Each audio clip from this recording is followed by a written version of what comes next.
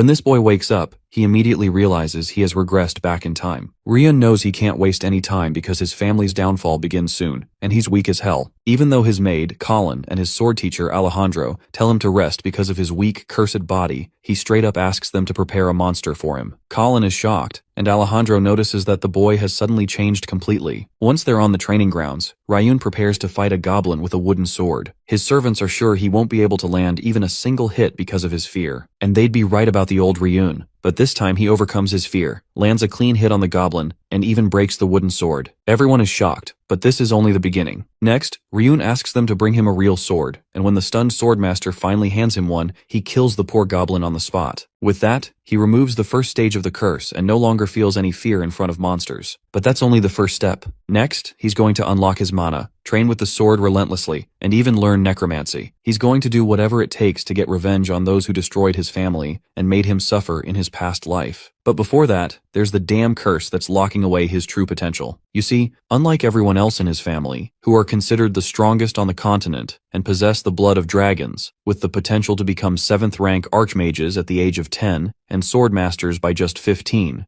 Riyun was cursed by the demon lord Arkan and can't use either a sword or mana. That's why, in his past life, when his father and older brothers disappeared during the war against the monsters, he couldn't protect his family. Instead, he became the reason for its downfall when the evil Lord Sans Parton captured him and locked him away in his dungeon. He tortured our boy every day, hoping to uncover the secrets of his family's power. And in that dark dungeon, Riyun died. But that wasn't the end. After that, he woke up in the world of infinite battles, where he fought for over 100 years and even challenged the Golden Lord of Adeon to a duel. He lost that fight, but the local god enjoyed it so much that he granted our boy one last wish, and with it Riyun was able to regress. Now back to the present, when Riyun just finished the goblin. Alejandro tells Colin to watch closely because they are witnessing the rise of the next head of House Sermin. Riyun heads out after the fight and splashes cold water on his face to steady himself. He stares at his reflection and feels relief that the status and the system helped him break a piece of the curse. However, his mood then sours as he is not satisfied with the experience points he got. If things remain as they are, he would need to unalive millions of goblins to level up properly. He tells himself he needs to get stronger fast before that dreaded day crashes down on House Sermin. At the very least, he confirms that the curse is not absolute and can be broken. Staring at the system, he tells himself he cannot waste this chance, no matter what. Diving into lore mode, the current state of House Sermin is a mess because his father and siblings have been missing for more than 2 years. Even when he is weakened, he still holds an important position in the house, so the enemies have not made a move yet.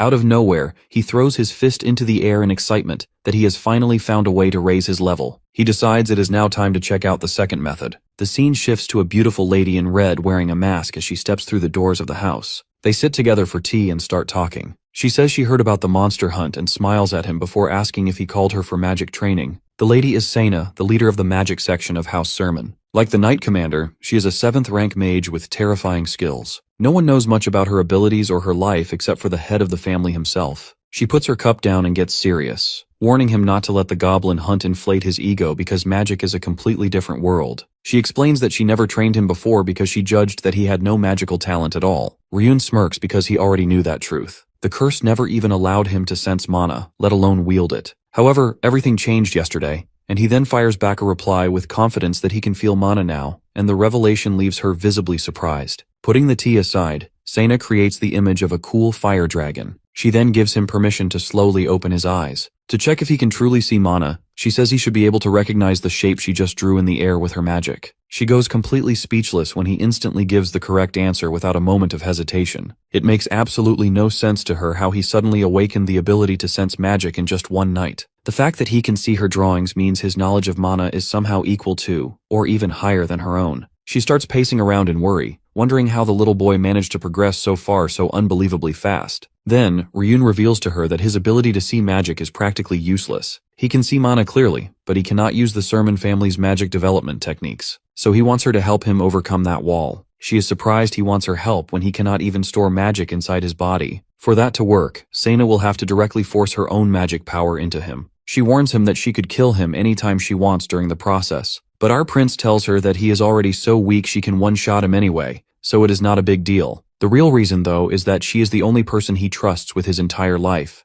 In the previous timeline, Sena stayed beside him until the very end, and even protected him with her body, long after her magic was exhausted. He requests her help once again, saying there is truly no one other than her he would ever entrust his life to. Later, Sena begins with the blue earth magic, the secret technique that has been passed down through the Sermin family for generations. She thinks it is still too early for him, but our boy has plenty of experience using it in Adeon. Once she is ready, she tells him to focus as hard as he can, because he is about to enter a world of pain. She warns him there is no point in screaming or crying once it starts. The only way to end the technique is to think stop with every fiber of his being. Hearing her talk about intense pain, he gets sudden flashbacks of all the mad things Sans did to him before. After that, nothing on earth can scare him anymore. So he calmly reminds Sena that he trusts her with everything he has, and she should stop holding back already. Hearing that, she finally pours her magic power straight into him, and Arkan's curse activates instantly. Mana flows out of his body just as fast as it goes in. Still, he handles it like a pro, controlling every bit of energy during the short window it stays inside him. The curse forces the magic to explode out, but he concentrates that exploding power in one place as a loophole around the curse. Sena cannot believe her eyes because none of the energy she pours in is leaking out. Riyun keeps pushing forward even though every vessel in his body feels like it is about to burst open. But he does not hesitate, considering all the near-death fights he survived back in Adeon. In that hellish dimension, he became the strongest human magician alive. Even after the timeline shift, every last technique he mastered there is still perfectly etched into his memory. Suddenly, he absorbs all of the concentrated energy into his body, and Sena immediately stops flooding him with mana. Riyun collapses to the floor and curls up from the overwhelming pain. But this pain is nothing compared to what he endured before. All the torture and experiments Sans doctors performed on him for research were way worse. During one of those nights, he saw a black-robed figure break into the basement and slice down the doctors. The masked man dragged him out of the basement, even though he was badly wounded himself. When Riyun woke up later, he learned it was actually Alejandro who rescued him. The commander apologized for not saving him sooner, before the monsters in white coats did all that damage. Even then, Riyun was grateful just to see him again after being separated for 3 long years. Unfortunately, their reunion was cut short when the Paton family's guards appeared and rained arrows into the intruder's back. Reliving that tragic nightmare, Riyun snaps awake in the present with tears in his eyes. While he is relieved his magic experiment worked, he is also irritated that the nightmare ruined the moment. He steels himself and decides he will use this newly gained power to make sure that kind of ending never repeats again. Even though he is much stronger now, he knows he must keep his growth hidden, so the Paton family does not catch on too soon. To make sure they cannot interfere, he quietly makes a new plan. And the first step of that plan is to break the Sermin family's enemies ahead of schedule, long before the Patons get the chance to destroy it. Sometime later, Riyun scratches his head and announces that he failed the magic cultivation procedure. Both Sena and Alejandro freeze because they have no idea what he is talking about. After a short stretch of silence, he decides that he cannot tell them the whole truth, even after everything they have done for him. He normally never hides anything from them, but he figures that explaining his situation would only make things worse. Flexing his hands, he tells them that he tried his best, yet cannot feel even a shred of mana right now. He tells Sena she can check as many times as she wants. She accepts the offer and steps forward without hesitation. The mage activates her magic detection spell and grabs his hand as mana flows from hers. She states in shock that such a result is impossible while he puts on a calm smile. Pulling her hands away, she confirms that there is no trace of mana left anywhere in his body. Her voice shakes as she says she was certain she felt mana flowing through him the day before. Depressed and frustrated, Sena wipes her eyes and takes her leave while Riyun calls out to her. As the door closes, Alejandro turns to him and reminds him that he still has night training to focus on. Our hero gives a nervous smile and claims he cannot do that either. He gives a half-baked excuse that he barely ate properly after the last training session, which Colin can also confirm. That single statement drains the color from the Knight Commander's face, and he falls into a quiet depression of his own. Around 2 months later, Colin barges into Riyun's room and says with tears that he did not come out today either. With his father and brothers gone, the lady of the house carries all the duties and keeps things running. However, even she is slowly reaching her limit now. Colin heads back to the kitchen, and the other servants ask if the prince refused to come out again. The butler sighs and says it has been 3 months since the young master last slayed that goblin. Now he does not even answer Alejandro. Another maid then mutters that people often lose themselves when they try to change too quickly, and that hoping for him is useless now. Colin snaps at her and tries to defend the young master, saying that he tried his best that day. Her fire dies down the moment they casually call him by his old nickname, the bad luck of the Sermin family. Out in the city, people took it even further and started calling him the useless rubbish of the Sermin family. Hearing that, his loyal maid jumps and reminds the yapping man that he is only 12. But the butler tells her that expectations are everything when it comes to a noble. The other maid reveals that almost everyone is quitting one by one. The butler admits that he plans to stop working himself soon. He then asks Colin what choice she will make, but she stays silent. The scene then shifts to Riyun, who is calmly enjoying a medium-rare steak. He notices that the quality of the meals is dropping, which tells him that everything is about to hit the fan. Instead of panicking, he smiles like a devil while thinking that things are moving exactly the way he wants. He figures that the past version of him would have desperately tried to fix everything and eventually withered away. The new him is built different. He plans to lie low and make every enemy believe he is weak and defenseless. Then once an opening appears, he will strike without mercy and destroy them all. He recalls that the downfall of the Sermin family began the moment the head of the house went missing and the search party never returned. His older brothers vanished under similar circumstances, and their funding slowly dried up. The training ground that once overflowed with activity now has only a handful of weak knights left. The strong families who once hoped to form ties with them quietly abandoned them too. However, Riyun isn't bothered that much by the situation, because the peace and silence let him live his secret life comfortably. Even so, he is still dissatisfied with how slowly the family is declining and wants to push things along. Just then, Colin bursts into the room and shouts that it is time for training, and the knight commander is waiting. His mood instantly crashes, and he tells her that he wants to skip today as well. Colin refuses to accept that and yanks the covers off him. She slowly approaches him with unshakable resolve before lifting him up bridal style. With a serious look, she carries him out of the room and declares that she will never abandon this family. Meanwhile, our hero simply enjoys the free ride. Later at the training grounds, Alejandro scolds him for swinging the sword so poorly. He chews his ears off that swinging swords is a simple task. Riyun just sighs while thinking that the old man still has not given up on him. He wants to repay that loyalty one day, but he cannot let anyone discover that he has been training in secret. He even uses a body change skill to hide his real physique, although the skill is still weak. Right then, the system informs him that his stamina has increased and his eyes go wide. He immediately makes a bathroom excuse and runs off, leaving a confused knight commander behind. Staring at his reflection, he confirms that the skill breaks the moment he moves too quickly. Riyun opens his status window and smiles when he sees that his hidden training is finally paying off. He figures that he will reach level 20 soon, and plans to use the stats to unlock the ghost class just like he did in the Gulag, while also building up his other classes. Just then, he notices Alejandro speaking to someone and wonders if a surprise visitor has arrived. He recognizes the man as Truno, the general manager of the Sermin family, who apologizes for disturbing him. Truno hands him a scroll, which makes Riyun suspect that the situation is a little different this time.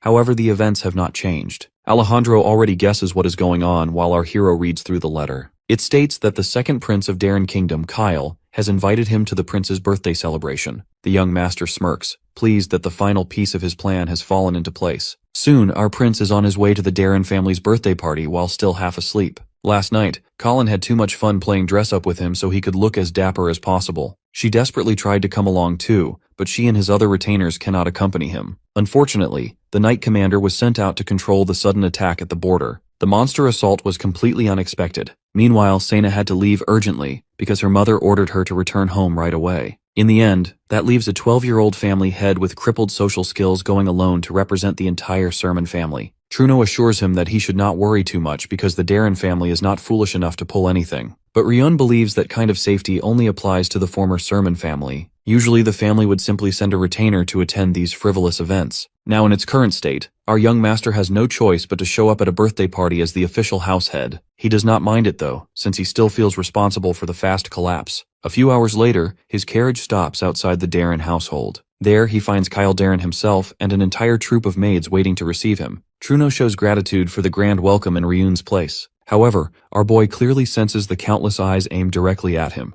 As he walks through the reception, he hears all kinds of strange rumors and theories about the Sermin family's downfall and failures. Our prince simply smirks at them, because he already planned for all of this to happen from the start. He digs himself deeper when he opens with a weak hello to the nobles with no class or respect. That bold power move makes everyone in a 1-mile radius collectively facepalm in disappointment. Later in the dining room, one of his escorts is surprised that the young prince has not left his room in 5 whole days. The point of coming 1 week before the actual party is to build relations. But the escort team captain tells him to keep his hopes low. He points out the fantastic disaster Riyun displayed during the reception. He cannot believe the boy is shut in his room, because the rich people's food out there will be to die for. There is everything a man could ever want, including hot noble ladies. Just then, a man enters and informs the captain to gather his men, because the young master will attend the banquet after all. The two celebrate together, relieved that they will not miss out on the good stuff. The man also tells them to keep a proper report ready, while making sure they hide any mistakes the prince made. As for Riyun, he has been quietly training in his room till now, patiently waiting for the perfect time. While he did use the banquet to bribe his escorts into changing his report, his real plan lies somewhere else entirely. After all, the day of the banquet is the exact day when the bane of his existence arrives at the Darren household. All of the ladies chatting aloud go silent the moment Lord Sands steps into the place. Literally everyone around him tries to avoid an eye contact with him. Truno also tries to avoid his gaze, but Sands walks directly toward him without hesitation. Truno is left with no choice, so he starts flattering the guy about the great honor of meeting him in person. But Sands doesn't waste words. He openly says he heard the mighty Riyun Sermin also arrived at the party, and he would like to meet him. Truno pretends he has no idea what he is talking about, so Sands has no problem spelling it out for him, that he is talking about the Sermin family's biggest mistake who will bring them to ruin. Truno is shaken to the core. He knows that Sands is under a lot of pressure as the most talented mage in his family, but he never expected the guy to actually talk trash about the Sermin head in the Darren family's domain, which is directly under their authority. However, Sands quickly does an Uno reverse by saying the rumor must be fake. In fact, he claims he came to debunk the foolish rumor tarnishing the great Sermin name. But Truno does not buy any of it, since it is coming from the biggest dirtbag on the entire continent. It is said Sands started drinking at the prime age of 7, and even murdered one of his own subjects. At that moment, our boy makes a grand entrance with his escorts. Sands is exhilarated, while Truno nearly has a seizure, wondering why the young master came out at the worst time.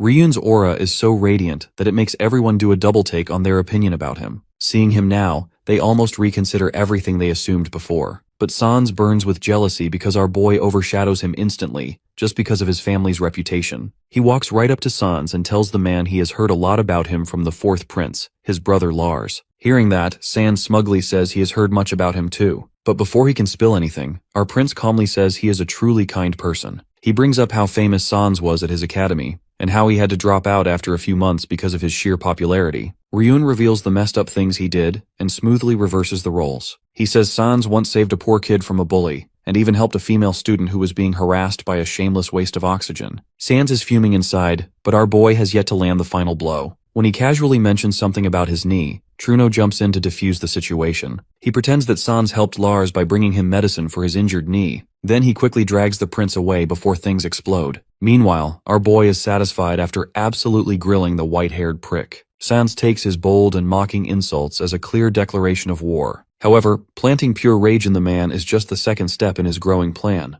Back in his room, Sands loses all his cool and shatters a flower pot across the floor. His temper explodes as he yells out insult after insult about our hero. Thinking back on the conversation, he realizes that Lars must have discovered that he did not leave the academy, but was actually expelled. Clutching his head, he curses under his breath that all that pressure to keep the incident hidden ended up being useless. He remembers the talk about the knees, and tells himself that the truth behind that specific incident must never be revealed. A flashback hits him, where he struggles to maintain a confident expression while barely catching his breath. Lightning magic dances around Lars, who tells the noble that he has really messed up this time. Sands tries to make excuses, spitting out that he did not know the girl was his partner and was only trying to greet the commoner. Riyun's older brother stays cold and reminds him that, before anything else, each person at the academy is a student. He commands him to kneel right now. Lars warns him that if he does not apologize from the bottom of his heart, then the entire Paton family will be crushed, and he will personally dispose of him. Sands collapses to his knees in complete humiliation while Lars keeps his lightning aimed at him. Snapping back to reality, Sands lets out another frustrated scream and tells himself that he must continue with his plans. He swears that he will silence Lars's younger brother no matter what it takes. After a moment, he forces himself to calm down and reassures himself that he will eventually get revenge on Riyun. A knock at the door breaks his thoughts, and he gives permission to enter. A figure steps into the room, which makes Sands raise an eyebrow in amusement, because he never expected a visit like this. The person turns out to be none other than Truno Hilda. Time skips forward to after the prince's party as our hero rides home in his carriage. He reflects that he managed to achieve every goal he had at the event, and presented himself well to the nobles. He is even happier that he succeeded in rage-baiting Sands, who fell for it in record time. Truno then speaks up and tells him that he performed marvelously at the banquet, and that he truly made him feel like there is still hope for the Sermin house. Riyun calls him out instantly, saying that he did not build any meaningful connections, and even soured things with the House of Paton. The general manager quickly corrects himself and says that the speech he gave against Sands was truly peak. Our hero chuckles and presses the button in the middle of the carriage. Truno looks confused and asks what is going on. The guy nervously asks the young master why he activated the soundproof spell. Riyun calls him out, saying that if he truly believed there was hope, then he would never have chosen to betray the house.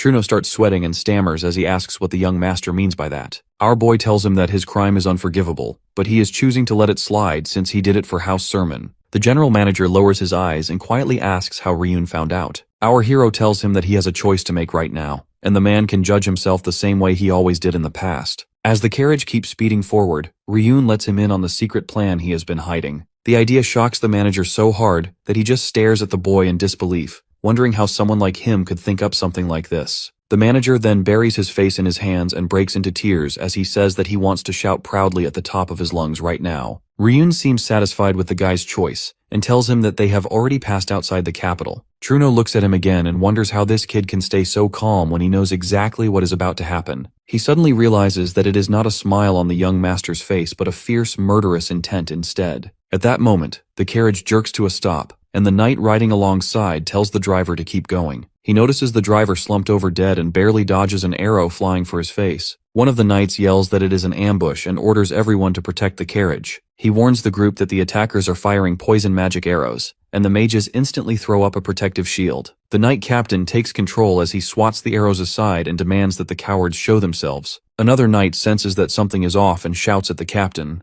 The man warns him not to get too close to the cart even if he is an ally. The knight then tells him that the carriage is empty, leaving everyone confused. Riyun has gotten kidnapped by someone, and now that man is taking him somewhere on horseback. Meanwhile, our hero is thinking about how much time has passed. He remembers from his past life when he was kidnapped. His family spent their time and money searching for him, which became the reason for the Sermin family's downfall. But now, since he knows the future, Riyun is confident of changing it. This is why, after coming back to life, our protagonist showed no effort to save his family. By doing so, he knew that other noble families would have come after him. So this was his plan to make them think he is a complete loser. However, unlike other families, the Paton family doesn't just kill the strong ones, so he was sure they would try to kill him eventually. Fortunately, it seems Sans Paton, the son of the Paton family, has fallen into his trap, which means he will definitely take some action during his journey back to the capital, and that's why our boy was ready with a plan, along with Truno, who was actually sent by the Paton family to kidnap him. While lying behind Truno on the horse, Riyun orders him to act according to their plan, after which he will definitely forgive him. Alongside this, our protagonist is working on increasing his levels, which have now reached level 20. After some time, Truno reaches the destination and is about to hand over our boy, who is pretending to be unconscious, to Sans Paton. In reality, Truno is the head manager of the Sermin family who made a deal with the Paton family to sell the young master to them. Even though he was caught by Riyun, the Sans still thinks he is on their side since this is the plan.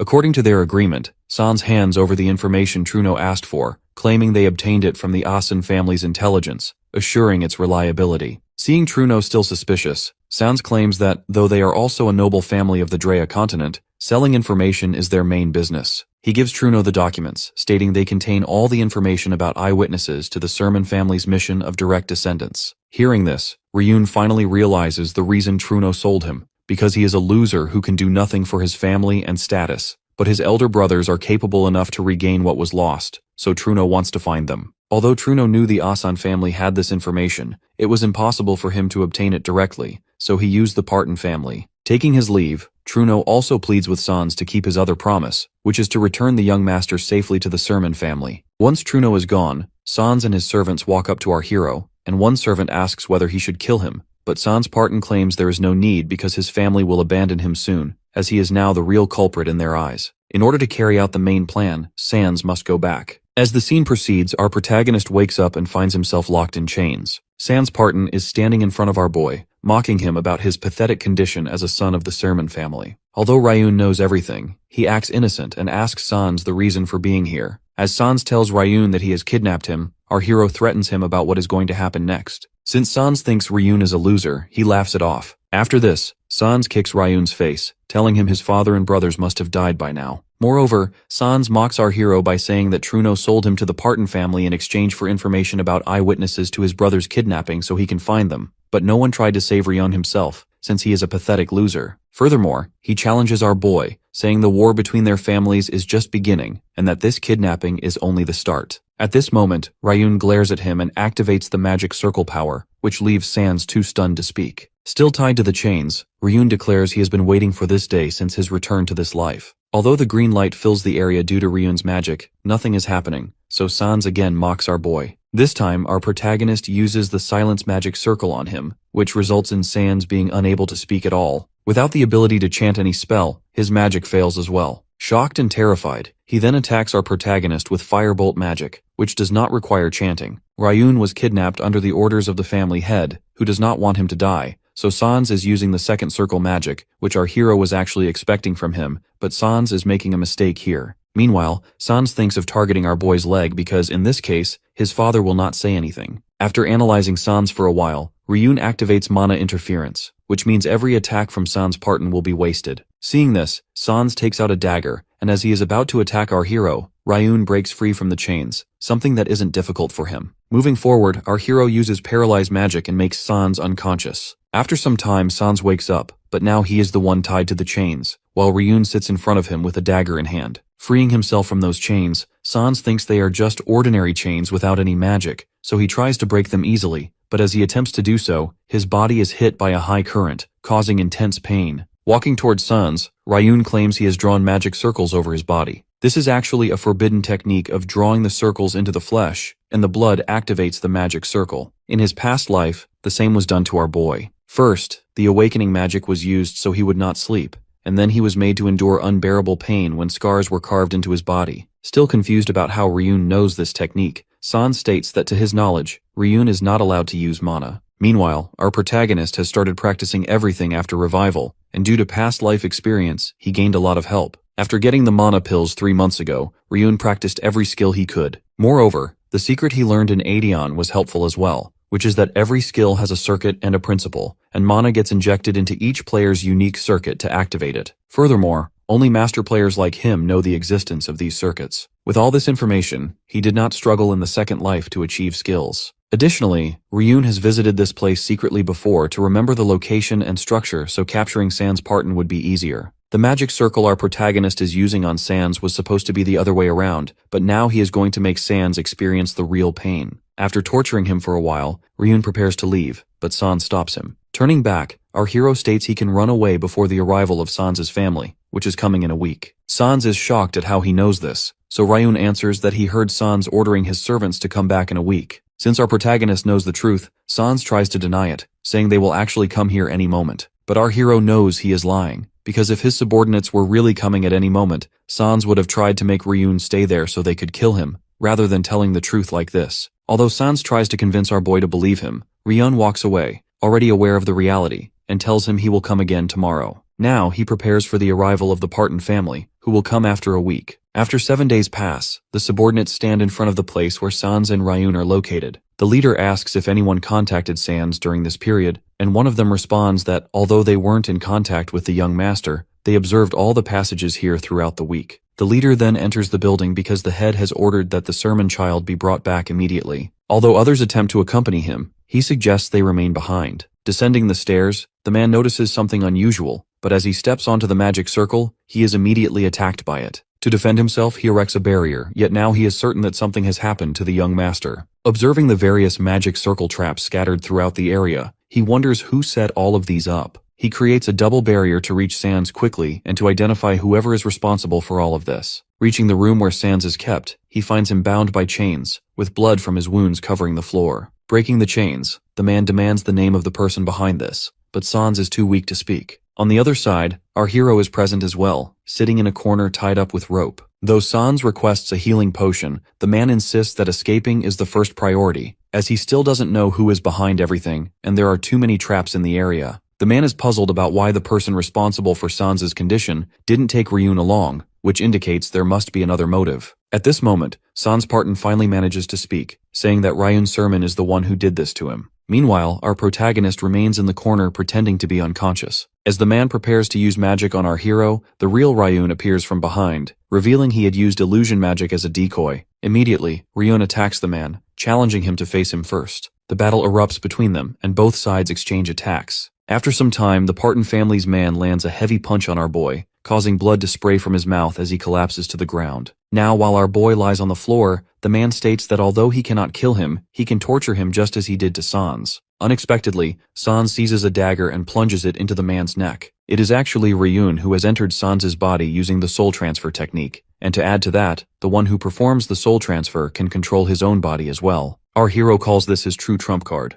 After that, the man dies, so our hero takes out a healing potion and pours it over himself. Moving forward, he celebrates the fact that he has killed the Paton family's high-level archmage. Then, the system notifies our boy that his level has increased to 15 because he has completed the quest. He is still trying to understand how his level went up, but for now, Riyun knows he must take care of something else first. Next, he drags the archmage's body into a separate room and lays it on a wooden bed, clearly planning to do something with it. A circuit remains connected to a person's soul, which means he can still use his mana while inside Sans's body. So by removing the mana, our protagonist is dropping his level to meet the requirements for the assassin's hidden job, Shadow. Riyun finally succeeds in this plan, but with the levels remaining, he has 2 more tries available. Out of these 2 chances, our boy is successful on the second one as well. Although the plan was only supposed to go this far, after defeating the archmage, Riyun decides to pursue a 3rd advancement to obtain the hidden job known as Ghost. This is a high-level job that helped Adeon become the strongest, and our hero feels confident he can get it too. However, the requirement for this job is the size of the soul, but Riyun is willing to take that risk. Without wasting any time, he begins the 3rd advancement. After much struggle and offering his own soul, he finally succeeds, and just as the system is about to inform him of his 3rd advancement, our protagonist feels extremely anxious. Fortunately, he achieves success here as well and becomes the Phantom-level Ghost job holder. The Phantom-level job is something our hero has never seen before, but he assumes it must be similar to the regular Ghost job. Now that Riyun has succeeded with this plan, he shifts his focus back to the original goal. Killing the archmage was also part of this plan, since during the Ghost job, his own strength would increase as a result. Moving ahead, our protagonist activates Lich Creation, a process that normally requires a level 70 necromancer, but can also be used by a 7-circle mage. The Lich Creation attempt fails, so the system activates a special undead creation instead. After a short while, a humanoid creature appears in front of Riyun. After the creation of the undead, the system asks our boy how he wishes to name it. The creation produces a sudden explosion, which puts the subordinates on high alert. After some time, our hero, still in Sans's body, exits the building with Riyun's body slung over his shoulder. Upon coming out, he explains that the archmage betrayed them and caused all of this. Although he has bound the archmage with an artifact, he urges everyone to hurry before the binding is broken. Meanwhile, he intends to return Riyun to his family. Mounting the horse, he instructs the others to restrain the archmage until he can send help, promising a reward if they succeed. As our protagonist rides away, this becomes the last time they see the young master. Back at the Paton family estate, the servants report the situation to Firis, the 7th circle mage of the Paton family. When a servant mentions that the archmage hasn't been found, Firis asks if anyone else is aware. Once the man confirms he's the only one, Firis orders his execution. The reason is that, although they are worried about Sans's disappearance, if word spreads about the Paton family's involvement in the kidnapping of the Sermin family's child, the consequences would be dire. At that moment, a disturbance is heard outside. Someone from the Sermin family has arrived and is killing their servants. Firis shouts at him to leave, but the man insists he will not go until he finds out what happened to the young master, Riyun. The recent explosion at the building, Riyun's week-long disappearance, and the Paton family's camp all point to their involvement in the young master's kidnapping. Trying to deflect suspicion, Firis claims ignorance and says their own young master, Sans, is also missing, suggesting they search for both young men together. The visitor refuses to believe him and is told to keep quiet. Truno, who is present as well, silently prays that the situation remains calm. Sena, a woman at the front, orders silence and calls him a traitor, but since Riyun has spoken on his behalf, he is being spared. At this point, Truno mentions that Riyun was supposed to leave a trace only the Sermin family could find. Acting on this, Sena begins searching, and after some checking, she finally discovers the clue. Sans Parton's body hanging from a tree, with a note stating, "I'm a kidnapper, please punish me." However, Sena finds a letter and begins to read it. In this letter, Riyun explains that his original plan was to remain in Sans's body and destroy the Paton family from within, but the risk of being discovered was too high. Furthermore, if he returned as Riyun, war would break out between the families, and the Sermin family was not prepared for that, so he is choosing to disappear for now. Sena burns the letter and tells Truno to return home. Meanwhile, a boy named Riyun runs through a town when a man calls him to the guild, saying the leader is looking for him. The boy is actually our hero. Later, Lady Sena learns that Riyun is, in fact, the Dragon of Drea. 3 months later in Painton, the capital of the Painstroy Kingdom, gossip spreads about the confrontation between House Paton and House Sermin. The cause of the conflict was a traitor from House Paton who kidnapped the bloodline heir of Sermin. Later, House Sermin had to accept House Parton's compensation. Still, they couldn't find either the culprit or the kidnapped son, making everyone doubt the Sermin family's claims. They were once a legendary household, but now they have completely fallen. At the Martin Assassin Guild, Sapphire, the Paton branch manager, sits observing the situation. She notes that the Sermin family seem to need the compensation money more than they wanted to search for their remaining bloodline. Duns brings up the execution of manager Truno while gulping down his beer. Sapphire explains that he had been cooperating with the traitor, which is why Alejandro carried out the execution immediately, beheading. Sapphire feels a little uneasy. Alejandro is a swordmaster, a rarity on the Drea continent, and yet he performs executions himself. Riyun enters, greets his uncle Duns, and approaches Sapphire in her office. She hands him a recommendation letter to officially register him as a guild member. Although he still has one test left, she slides the letter toward him, saying the test will be meaningless for someone like him. After all, he reached the final stage in only 2 months, which is surprising. She praises his exceptional talent at such a young age, something they haven't seen in centuries. He tries to act humble, but she quickly sees through his performance, though it's still better than when he first arrived. 2 months earlier, Riyun had suddenly appeared at their relatively unknown guild and slammed a large sum of money on the table for an assassination request. Since the guild accepts any request as long as the payment is sufficient, she treated him as an important client once she saw the amount. She insists that it wasn't just about the money. She had a gut feeling that she wouldn't encounter another client like him. Disguised as a beggar but carrying a fortune, Riyun requested that the target of the assassination be himself. Curiosity was the only sane reaction. After receiving the letter, he leaves, wanting to read it alone. Meanwhile, a masked man named Carl arrives and asks whether she accepted Riyun into the guild simply because of her intuition. Sapphire explains that Riyun completed all his training in 1 month, something that normally takes 5 to 10 years. She asks if he was able to investigate Riyun's background. Carl reports that Riyun was raised by an unnamed master who later disappeared, and that Riyun joined the guild to find information about that master. Because of Riyun's unusual request, he was thoroughly verified before being admitted into the guild. Carl also visited the place where Riyun supposedly lived with his master, and confirmed that the place showed real signs of long-term habitation. What worries Sapphire is the possibility that Riyun might actually be Riyun Sermin, the missing young master of the Sermin family. Riyun appeared at their guild around the same time Riyun vanished. Carl reassures her that the possibility is almost zero. Riyun was known for having no mana, no swordsmanship talent, and terrible stamina, making it nearly impossible for the two to be the same person. He tries to continue his report, but Sapphire cuts him off. He can't act like a detective forever. Instead, she assigns him to search for information about Riyun's mysterious master. Meanwhile, Riyun listens to their entire conversation from his room using a necromancer skill. He realizes Sapphire has sharp intuition. He opens his status window and notices that the level consumed during his job change has returned. Investing mana into body domination had definitely been worth it. Not only did it alter his appearance, but it also prevents mana detection. It has reached a point where he can even deceive the shape detection skill of a second-grade assassin. That day,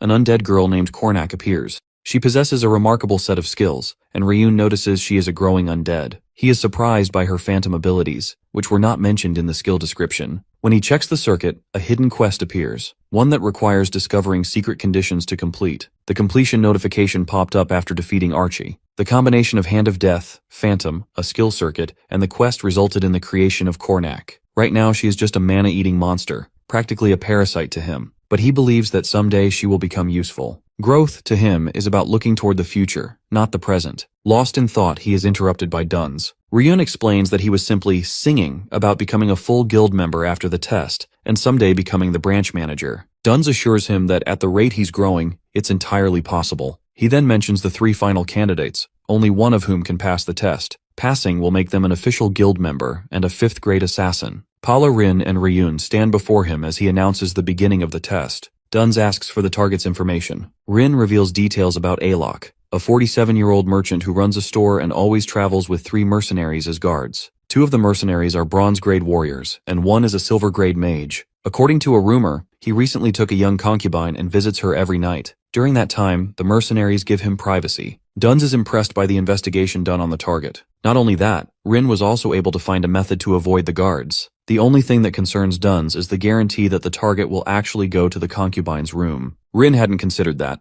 and Duns explains that this is exactly why Martong always gathers detailed information. He then turns to Riyun, asking for the information he obtained. Riyun questions whether he really has to reveal it, surprising the other 2 contestants. Even if they cooperate to complete the mission, they will not become formal guild members together. Only one person will pass the test. Because of that, he doesn't want to share any information. The 2 contestants are irritated, realizing they spoke too early. In the end, they are only colleagues. Riyun denies even being colleagues, saying they didn't learn that during training. Duns approves Ryan's response as the correct mindset and urges them to focus on their test. Discarding or using others when necessary is part of an assassin's nature. He asks whether the other two have anything to say, and they deny it in unison. Duns announces the start of the assassination test, and they all run off. He is reminded of the time when Riyun himself had to be assassinated. The time limit was set to 3 days, and the location was Paton. The special condition was that they had to register him as a special grade trainee at the Martong Paton branch. The assassins laughed, thinking they could find Riyun within 10 minutes. It turned out they failed. They couldn't locate him for the entire 3 days. They indirectly praised Riyun's tricks and traps. After the 3 days ended, Riyun received training from Sapphire, as she kept her promise. Back to the present, Riyun reflects that becoming a formal assassin isn't easy. The target for this test has been set at the highest difficulty, and he might be at the beginning of something historical. Meanwhile, Paula successfully bypasses the alarm magic and mechanical devices, avoiding the mercenaries. However, he didn't expect there to be additional mercenaries. Rin manages to hide herself and thanks Paula, since things worked out for her because of his actions. The target has been the subject of countless assassination attempts, so the place he chooses to hide is his main wife's bedroom. The wife is furious with him for having a concubine, and for attracting assassins. He insists that he wasn't the one who brought assassins, and that the room is fully equipped with safety devices. Rin overhears the conversation from the rooftop and decides to take down 5 ordinary soldiers around her so she can attempt a frontal breakthrough. Meanwhile, Alok's wife threatens him with a knife. She feels betrayed by his affairs and for taking the family's money. He tries to explain that the business funds were insufficient, but she knows he used that money to buy a gift for the concubine. Without hesitation, she stabs him in the heart, then bursts into tears as she realizes what she has done. Rin watches the target die at the wife's hands and is left confused, unsure whether her mission is a success or failure. She suddenly thinks about Riyun and realizes she hasn't seen him at all. She returns to report her failure, stating that the target was killed by the wife and not by her. She is shocked to see Riyun already back, wondering if he even went to the mansion in the first place. Paula returns safely as well. He escaped when the mercenaries began fighting among themselves. Duns announces that the commission was not a failure, because Riyun succeeded. Both contestants stand stunned as Duns explains that Riyun had controlled the wife and used her to kill the husband with his skill. Then, Duns asks for an explanation, and Riyun explains with an annoyed expression. He says that the solution lay between the target and his main wife, using the target's internal affairs,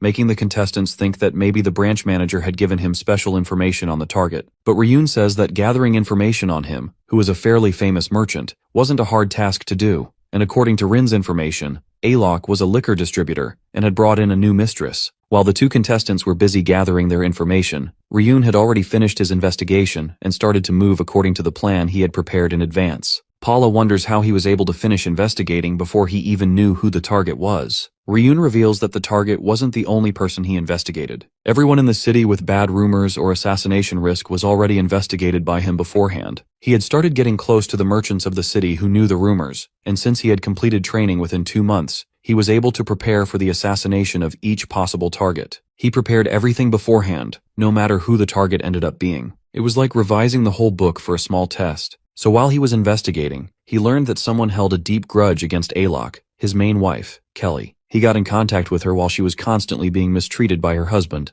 and he taught her a solution: to secretly commission the assassination guild. As the target kept ignoring his wife and bringing in mistresses, he also kept running his business using his wife's family money. Kelly hated him enough to kill him, but she didn't want him to die, so he told her that if she hired additional mercenaries and strengthened security, her husband would simply get scared and stay safe. So, in the last moment when he ran to his wife's bedroom, Riyun had already suggested to her that she should frame the assassination commotion as a plot by the mistress and her lover, and that he would then come back to his senses and return to her. Kelly was drunk, and she accepted the plan, and he admits that everything would have gone according to her wishes if it had proceeded only up to that point. But right before the assassination plan took place, he also gave her some more information. Her husband had spent all the money he took from her family while claiming it was for business funds. Basically, the test was pre-planned, and he smartly diverted it in his favor. Duns is still confused about how a civilian woman stabbed her husband to death. Riyun explains that the alcohol that was delivered was mixed with a potion he made with alchemy, because it would be dangerous if casualties occurred,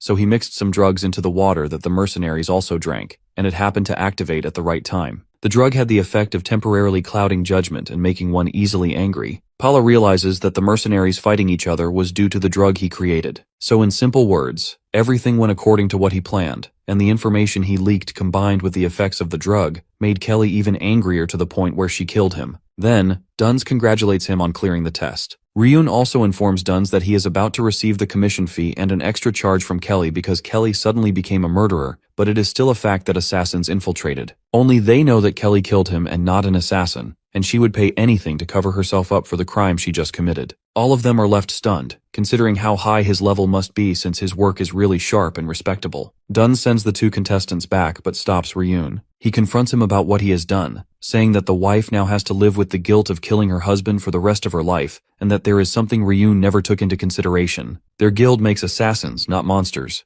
Riyun calmly explains that he viewed her as an ordinary woman until he realized that Kelly used to kill all the mistresses her husband had. Even Alok ruined many lives because of his drugs, loans, and running gambling dens behind his business. Kelly was able to hide all her killings due to her family's power, and her husband was tired of her, but he still didn't stop taking more mistresses even though he knew that every one of them would be murdered in the end. The mistresses' families are still looking for them, but Kelly's power easily conceals her crimes. These sorts of details are not normally revealed during an investigation, and this was, after all, an assassination request for a test case. Even if she didn't want her husband to die, the guild that received the request can only receive the full payment if the target dies. Then, Riyun questions whether the client's feelings or circumstances matter in an assassination attempt, because all they do is for money. He also says that Kelly never said she didn't want to kill her husband with her own hands. Instead, she tried to use the assassination request, and the request was completed in their own way. Even if the consequence is that she lives the rest of her life with guilt for killing her husband, it's none of their business. Duns wonders if conscience is unnecessary for assassins,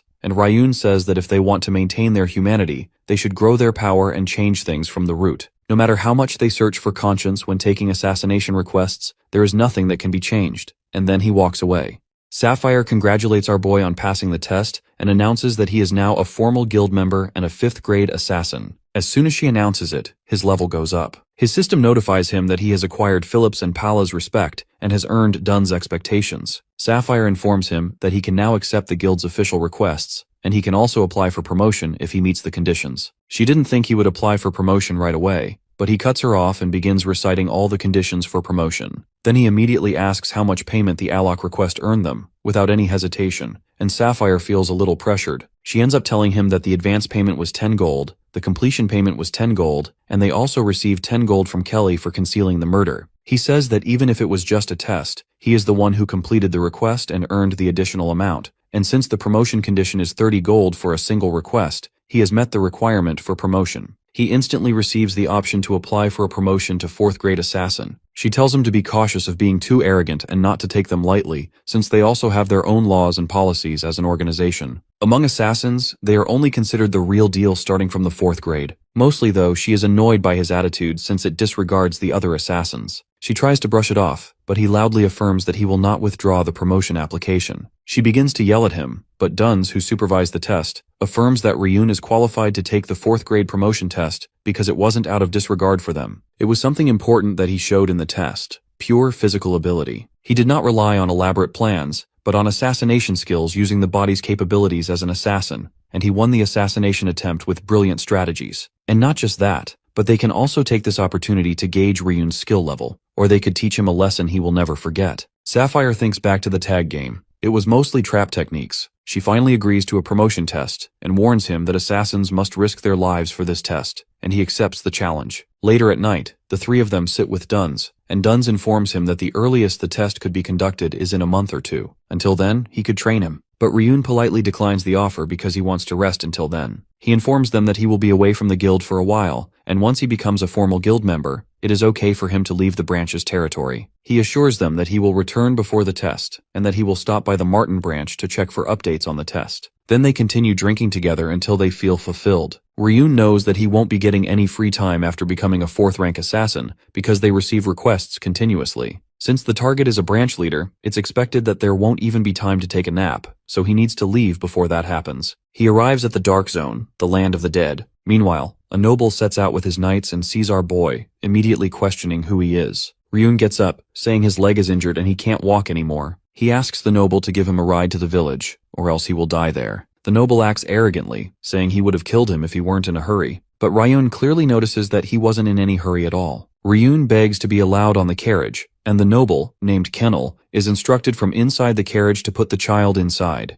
Kenil refuses and instead places him on the horse with him. While riding, Kenil questions him, and our boy introduces himself. The noble says he's only alive because of the young lady in the carriage, and he's lucky to have met her. But Riyun knows this wasn't luck, it was pure planning. The young lady was Sentin Rose, blood relative of the Rose family who bore the Rose crest. For that purpose alone, he cleared all dangers before departing, and he learned that the Rose family's procession would be taking the same road as him. So he had been living quietly in the outer territories of Feinstroy. But the Rose family had suddenly collapsed, and she was forced into exile. He knows that only minor nobles from the border region remain, so the escorts aren't even real knights. They are merely the family's private soldiers who were granted knighthood. The entire story behind the fall of the Rose family is tied to the Sermin family, as far as he has investigated. One of the knights wonders why the Sermin family is involved in all of this. Another knight says that the cunning family assassinated the Rose family's head to hide evidence of their secret dealings. When Riyun hears this, he is shocked. After a while, they make a small stop. What Riyun learned today was the downfall of the Rose family, which originated from the recent conflict between the Sermin and Paton families, the Darren kingdom, to which Sermin belongs, and the Feinstroy kingdom, to which Paton belongs. The eldest son of the Rose family was affiliated with a rival nation and became a knight of the Sermin family, where the ties between them began. While performing duties in the Dark Zone, he was killed by a monster, and the Rose family was honored by the Sermin family with a massive aid. Another family, who competed with and resented the Rose family, began to support the Sermin family's actions and used the dispute as an opportunity. This led to the assassination of the Rose family's head. Rumors spread that the Rose family had been secretly working for Sermin in the shadows, and that Sermin wanted to hide evidence, so they killed the head. But the Rose family claimed that they were actually killed by Paton. However, it didn't matter, since Paton was a growing influence at the time. Now, after losing the head of their family and collapsing in power, the Rose family is being exiled toward Darren. The only ones who know the truth are those within the Rose family who did not abandon Sentin Rose. As Lady Rose sleeps inside her tent, the other knights are scattered around outside, some standing guard, others sitting by the fire listening to Kennel. He's going on about how the Paton and Ani families are actually the shady ones, while the Sermin family has always tried to help. The guards cheer at that, and meanwhile Riyun is quietly slurping down his soup beside them. One of the guards glances over at him, wondering if the kid is bored with all the political talk. Instead, Riyun raises a quiet concern of his own, questioning whether it's wise for them to speak so openly about such matters in front of a random child, especially in the middle of an exile mission. The guards just shrug it off and keep talking, pointing out that Lady Rose is the one who's suffering the most here. She, Kennel, and the newer knights lack experience, so they haven't fully realized how serious this whole mess is, especially when it comes to the Ani family. Riyun knows exactly what this means. The head of the Ani family is a hopeless womanizer who's had multiple assassination requests placed on him at the guild. Requests Riyun personally rejected because the risk-to-reward ratio was awful. Despite his disgusting lifestyle, the guy is extremely cautious about his own security. And if someone that paranoid is targeting Lady Rose, then camping out in the open like this is pure madness. Just then, Riyun catches movement in the darkness, a quick leap behind them in the trees. Realizing it's a tail already following them, he decides not to risk alerting anyone by attacking. Instead, he slips away into the shadows and begins digging traps to slow down whoever's tracking them. By the time he gets back to camp, the guards stare at him in confusion, wondering why he's suddenly covered in dirt. They have no idea he's already prepared enough traps to stall the pursuer for a while. With that handled, and armed with the information he gathered from the Rose family earlier, he quietly heads back to his tent, intent on resting up so he can part away at dawn. The next morning, they start their journey again and eventually reach their destination, Dasum village. Kennel glances at Riyun and wonders out loud what a little kid like him plans to do in a village so close to the Dark Zone. Riyun casually lies that he's a merchant who deals in monster materials, and with that, he gets ready to part ways. But before he can walk off, the knight stops him and hands him a healing potion, apparently on Lady Rose's orders. Riyun is caught off guard, but he accepts it, and the caravan heads out, leaving him alone with the potion. He chugs it immediately, and just as he does, a group of horse riders thunder past him. Riyun instantly recognizes them as the pursuit party, mercenaries, swordsmen, magicians, and leading them is Garuta Ani, the second son of the Ani family. They all race by without even glancing at him. Even so, Riyun's honestly surprised they managed to catch up so fast despite all the traps he set. Then something else catches his attention,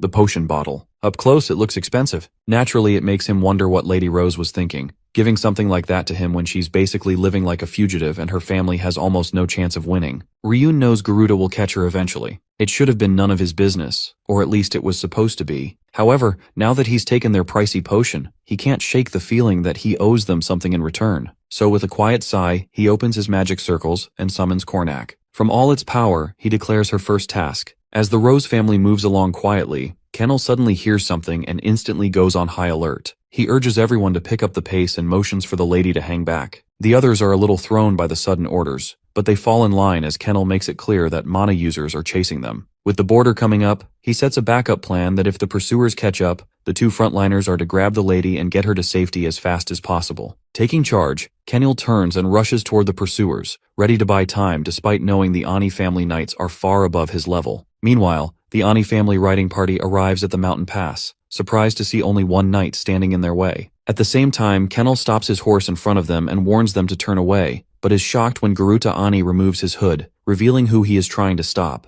Though his fellow party members consider it reckless to show his identity, Garuta doesn't care. Their mission is to kill everyone except Saintine. Without hesitation, he orders his men to bring the girl before they cross the border. As the mercenaries charge, Kennel tries to stop them, but he is struck by a mage's blast and falls to the ground. Badly hurt, Kennel struggles to gather himself, but to his shock, Garuta also brings up his own knight. Even more surprising, it's Siso, Kennel's former captain of the Rose Knights, who Garuta has lured over with money. Wasting no time, Siso clashes with Kennel and, in just a few swings, manages to knock the sword from his hand. Relentlessly, he tries to persuade Kennel to abandon the Rose family and serve a new master, but Kennel refuses, even if it means death. Hearing this, Garuta gives the signal to finish him off. Just as Siso is about to deliver the final blow, something strikes him in the back. It turns out to be a green flame from Cornac coming to the rescue. Without pause, she follows up with multiple blasts that kill Siso in an instant, though Garuta is shielded by his mage just in time. Meanwhile, back near the border, the Rose family riding party is thrown into chaos. With the carriage completely destroyed, only two knights remain to defend Lady Rose with everything they've got, while the two Ani mercenaries mock them for being so easily overwhelmed. As the situation grows more desperate, Lady Rose herself steps out of the carriage. Calm yet resolute, she orders her men to lower their weapons. Then, holding a knife to her own neck, she demands that the Ani mercenaries take her if they wish,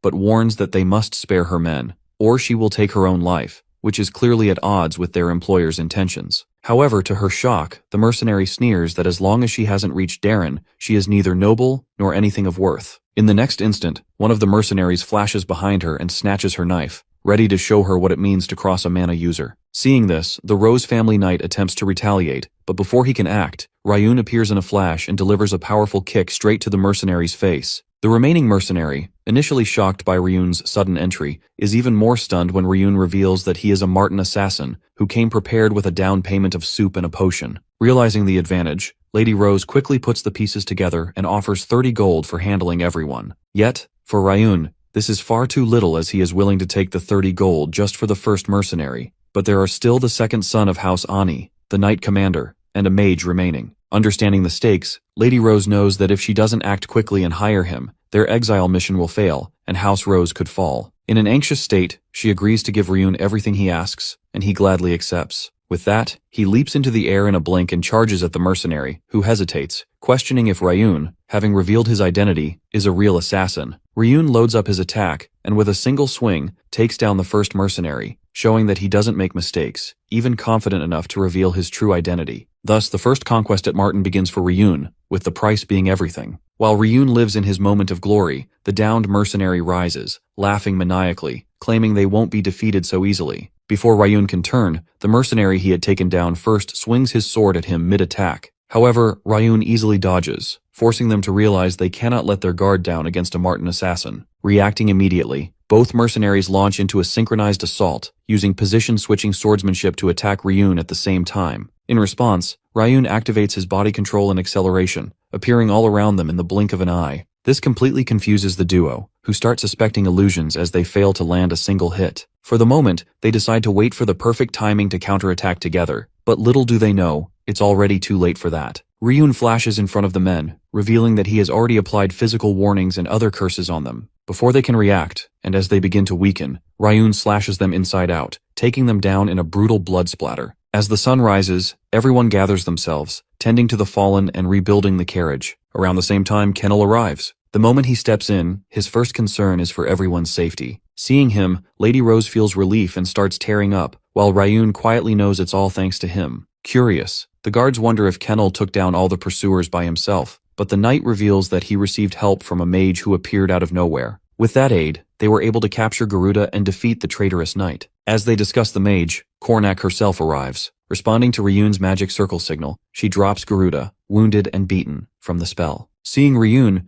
Kennel recognizes him as the kid he helped earlier, but to his shock, Lady Rose reveals that he is an assassin from Martin. Recalling the fight, Kennel realizes that his presence might explain how the mage was able to take down enemies so easily while he was fighting. Hearing that he is from Martin, Garuda quickly tries to save himself, offering to pay triple to be let go, knowing that for an assassin, the reward matters more than the person. However, to everyone's shock, Riyun grows annoyed and uses his spell to cut Garuda into 2 pieces for talking too much. With that, he also makes his point to Lady Rose, showing what happens to those who try to skip their payment. Terrified, the lady agrees, and Riyun then approaches the reward, explaining that he doesn't want it immediately, understanding the Rose family's current situation. Still, he insists on a verbal contract for the deal, one that will remain secret. Once the agreement is set, he suggests they keep moving toward their destination, reassuring them that the guild will handle the corpses after they leave. With that, Riyun starts to leave, but Kennel, impressed by how thoughtfully he managed the situation, calls out to him. Riyun just winks in response, snaps his fingers, and vanishes before their eyes. This shocks the guards, but what truly surprises Kennel is that, despite the boy calling himself an assassin, what he summoned was not a normal undead. It clearly spoke in human language. On top of that, it almost simultaneously defeated Ciso and the mage. Seeing this, Kennel realizes that if someone can command such a powerful undead, there's a possibility that Riyun might be a disciple of the most legendary necromancer, Veda. Just a note, from this point on, Riyun will go by the name Leon whenever he's disguised as an assassin. Soldiers of House Rose didn't know how to proceed from there.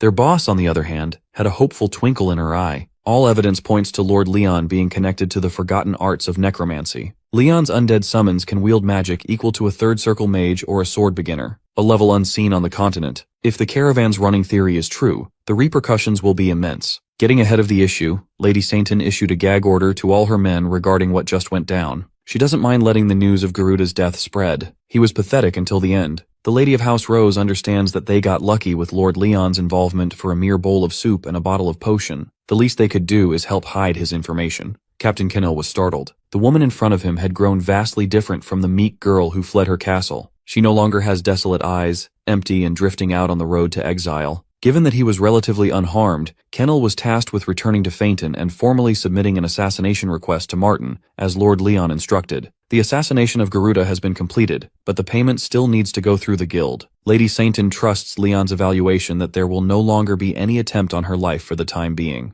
No matter what, the remains of House Rose must make the best of what they have. Reinvigorated by Leon, Sainton became motivated to secure a foothold within the Darren Kingdom and begin House Rose's reconstruction. The lady of the house was so excited that she assisted in repairing the wagons. Leon was pleasantly surprised by Sainton. She perfectly exemplifies that a rose is not a plain flower at all. Her hidden thorns are starting to reveal themselves. In the past, the Black and White War dyed the entire continent in darkness and destruction. At that time, the warlocks cooked up a scheme to launch a revolt, an uprising. Their ultimate singular desire was to summon the Demon King. They were willing to kill however many people to get there. Using blood sacrifice, they raise an army of demons. Drunk with power, the warlocks took over the small southern kingdom of Lyco. The warlocks set their delusional sights on turning the small nation into the demon world itself. Naturally, the people of Drea continent fought against their insane plan, and war broke out. Every race, including humanity, sets its differences aside to fight a common enemy. The local inhabitants of the continent refused to surrender their land to warlocks and demons. Both sides fought with the sole intent of annihilating one another. In the midst of that apocalyptic chaos, Veda appeared out of nowhere. As a necromancer haunted by death's aura, he looked like he belonged to the side of warlocks. But Veda was surprisingly helpful to the cause. He healed the injured with black magic and swept the warlocks on the battlefield. Some allies found his brutal method repulsive, but to most allies who relied on Veda, he was known as a saint. He might look ominous, but he was a nice guy who only turned those who were willing to serve him, even in death. Veda's undead army was said to exist in a different dimension in terms of power. Through his many exploits, the coalition ultimately defeated the warlocks and demons, and the public perception of necromancers changed. In the aftermath, Veda refused every reward offered by numerous dynasties. He just ended a continental war, refused to elaborate,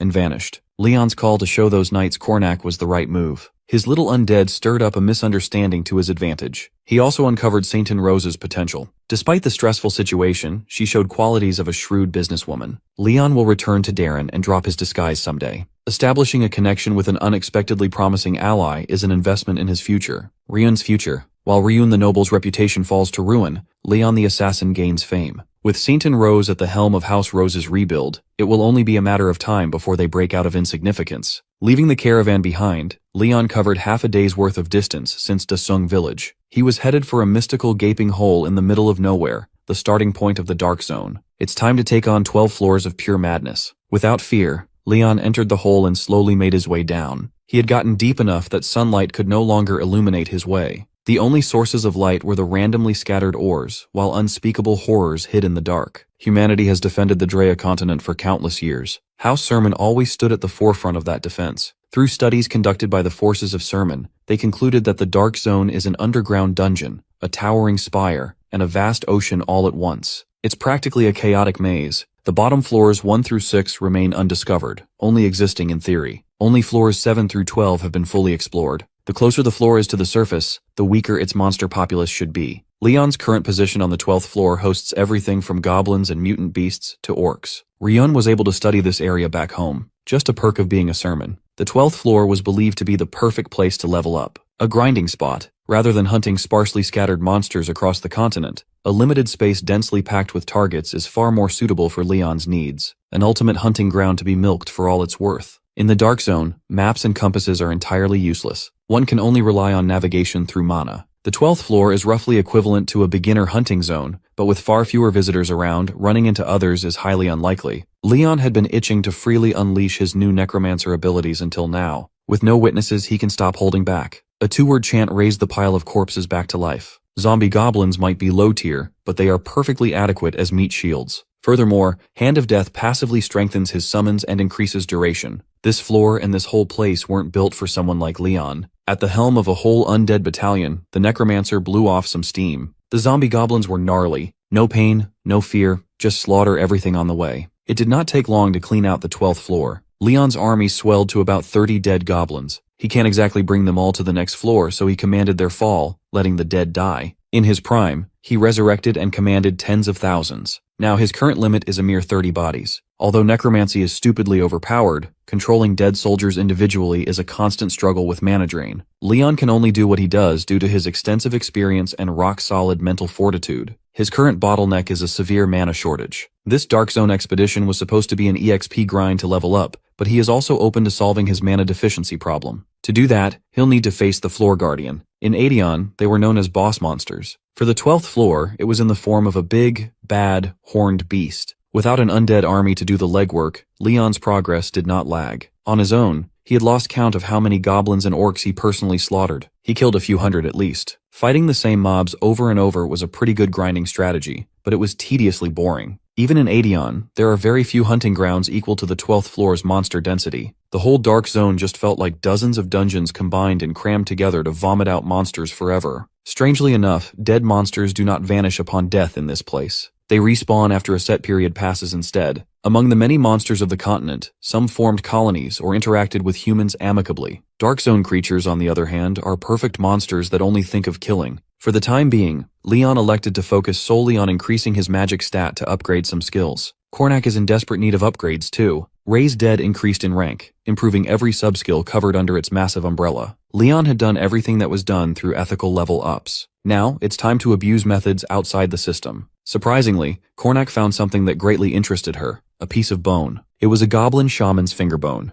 Ingesting Sukuna's finger increased Cornac's magic by 1. Perhaps focusing on this type of growing undead was the move. Rather than maintaining dozens of weak undead, raising a single one like Cornac should be far more profitable. However, summoning rare specimens of undead was something he couldn't even do in his prime. Replicating its conditions is a mystery for now. Since monsters from the Dark Zone are soulless, Leon had to bring out his own corpses to experiment with. Garuda's corpse must be turned over to the guild for confirmation, but the rest of the dead bodies were fair game. It was a good thing Leon stored their remains in a corpse storage through a subspace skill. Today, he plans to dabble in the art of soul extraction. If he succeeds, he will secure the power needed to breeze through the Floor Guardian. Speaking of the devil, the boss is busy snacking on some gross meat from its pile of mangled body parts, clueless about what's to come. The 12th Floor Guardian is a well-known entity, as it appears in the weakest section of the Dark Zone. Even so, horror stories about the monster have spread widely among challengers. The Sermin family gave it a very fitting nickname, Human Slayer. At level 23, the orc giant berserker seemed like a nightmare matchup even for Leon. Right from the jump, he was exposed to Orc Fear, a debuff that temporarily decreases stats. Thankfully, the blue earth breathing technique dispelled the fear. The preparations are set.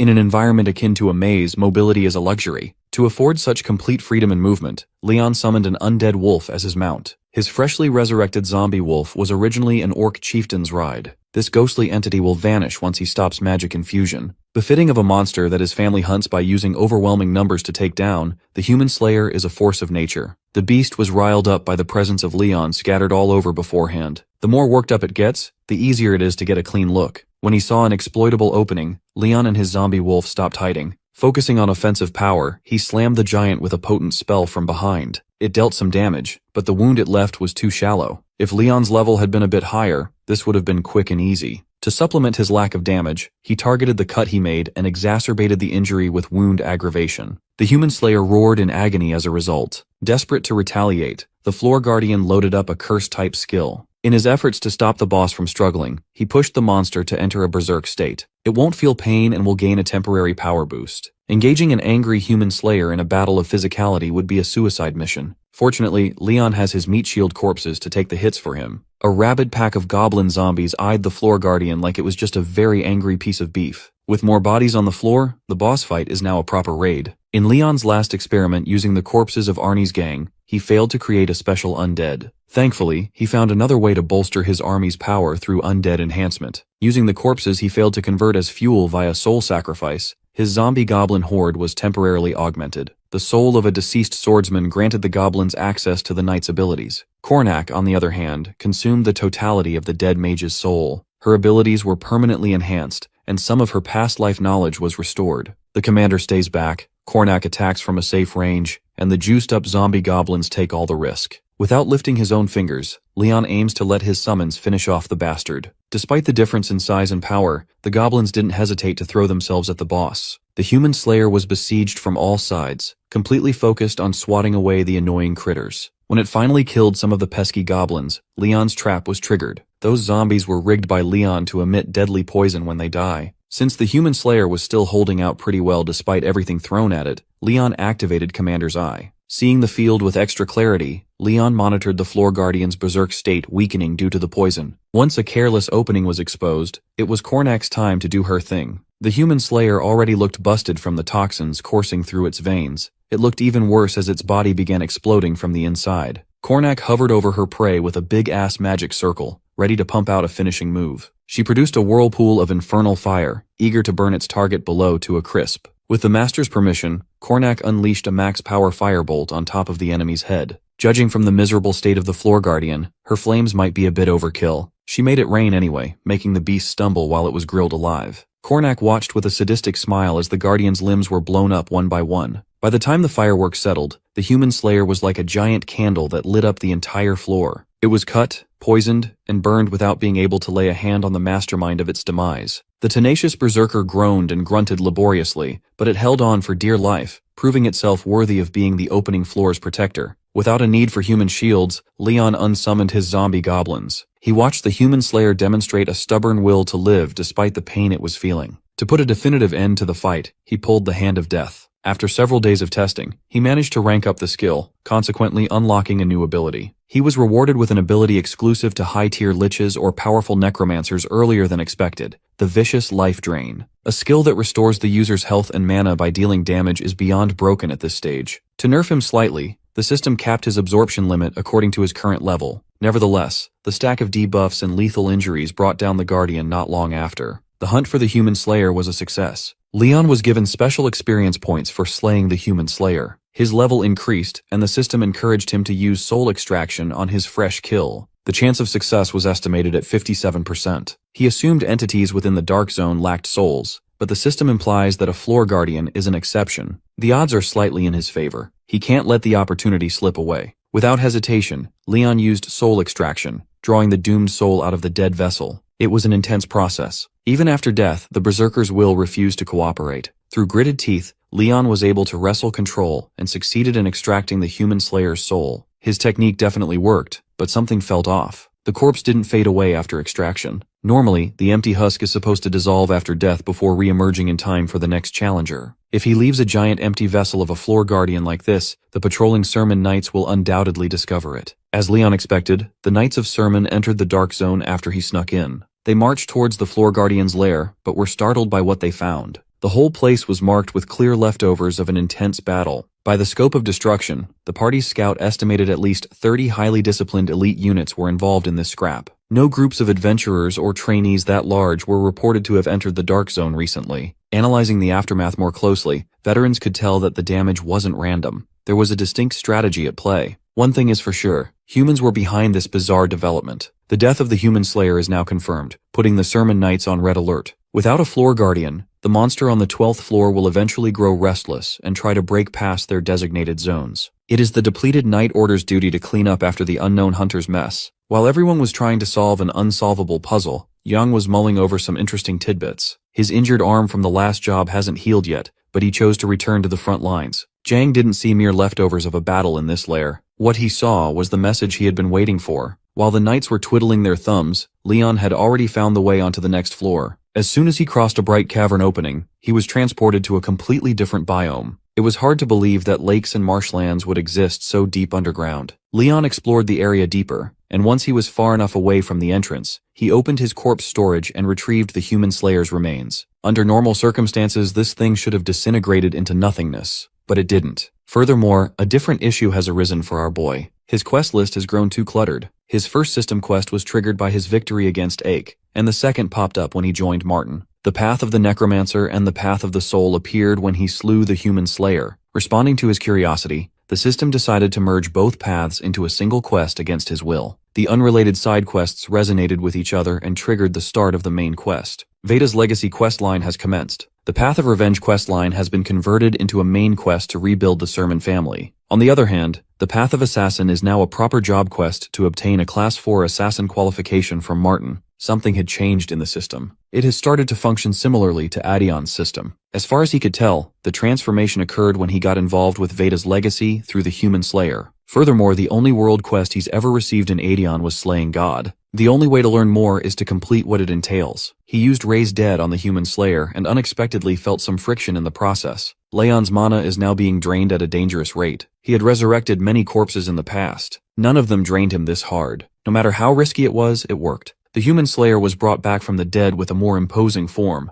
The first thing it did was march to its master and bend the knee with utmost respect. Leon was expecting an undead on par with Kornak. This skeleton berserker might be just that. The first part of Veda's Legacy had been completed. A new quest to complete the Human Slayer has started. He's going to need a hero's soul to complete it. Despite devouring most of his mana, the undead hasn't reached its full potential yet. Leon cringed at such poor efficiency. Leon quickly familiarized himself with the local monster population of the 11th floor by unleashing his skeleton berserker and letting it wreak havoc. Even if the system labeled it incomplete, it's quite useful for cleaning up trash mobs. The only glaring downside was the mana requirement to keep it active. This berserker is a special entity in its own right. Unlike normal summons, it can be stored in the corpse storage without falling apart. The problem is its constant demand for mana. At this rate, raising other undead would be impossible. Still, Leon found a way to utilize his new toy. Kornak the Mage will cover long-range attacks, and the Skeleton Berserker will be a tank and warrior for close combat. Using this strategy reminded Riyun of his days in Adeon when he hunted with a party. The system showed him progress pop-ups, and he was reminded of another reason he came to this place. Away from combat, he channeled the blue earth breathing technique. His senses covered the entirety of the 11th floor. He was disappointed when nothing in the area stood out. According to Martin's intel, this dark zone was the location where his brothers were last seen. He's been constantly activating blue earth breathing to find some resonance, but there was nothing. The 11th floor might be a bust, but the intel pointed to a deeper location, the 9th floor. However, Leon was unclear whether he could tackle the 10th floor and beyond with his current strength. Just as he was about to give up searching on the 11th floor, he felt a strong resonance with his technique within the detection range. So he hid his presence and followed the resonance. He spotted two people, one of whom wasn't a knight or a mage. If they were, they would have hidden their footsteps better. The real threat is the one-armed man moving with trained precision. If these people were vassals of the Sermin family, Riyun briefly considered revealing himself, but he'd rather stick with his disguise for the time being. As it turns out, he doesn't need to. Someone he knew very well materialized behind him out of nowhere. Sena easily recognized and detected her student without Riyun sensing her at all. As for the people he was tailing, they turned out to be Chief Steward Truno and Jang. Jang was the one who saw the traces Lord Riyun left behind. The disgraced chief steward knew that if any unprecedented anomalies occurred in the Dark Zone, it would be a signal of Lord Riyun's arrival. They weren't the only ones who tagged along to this meetup.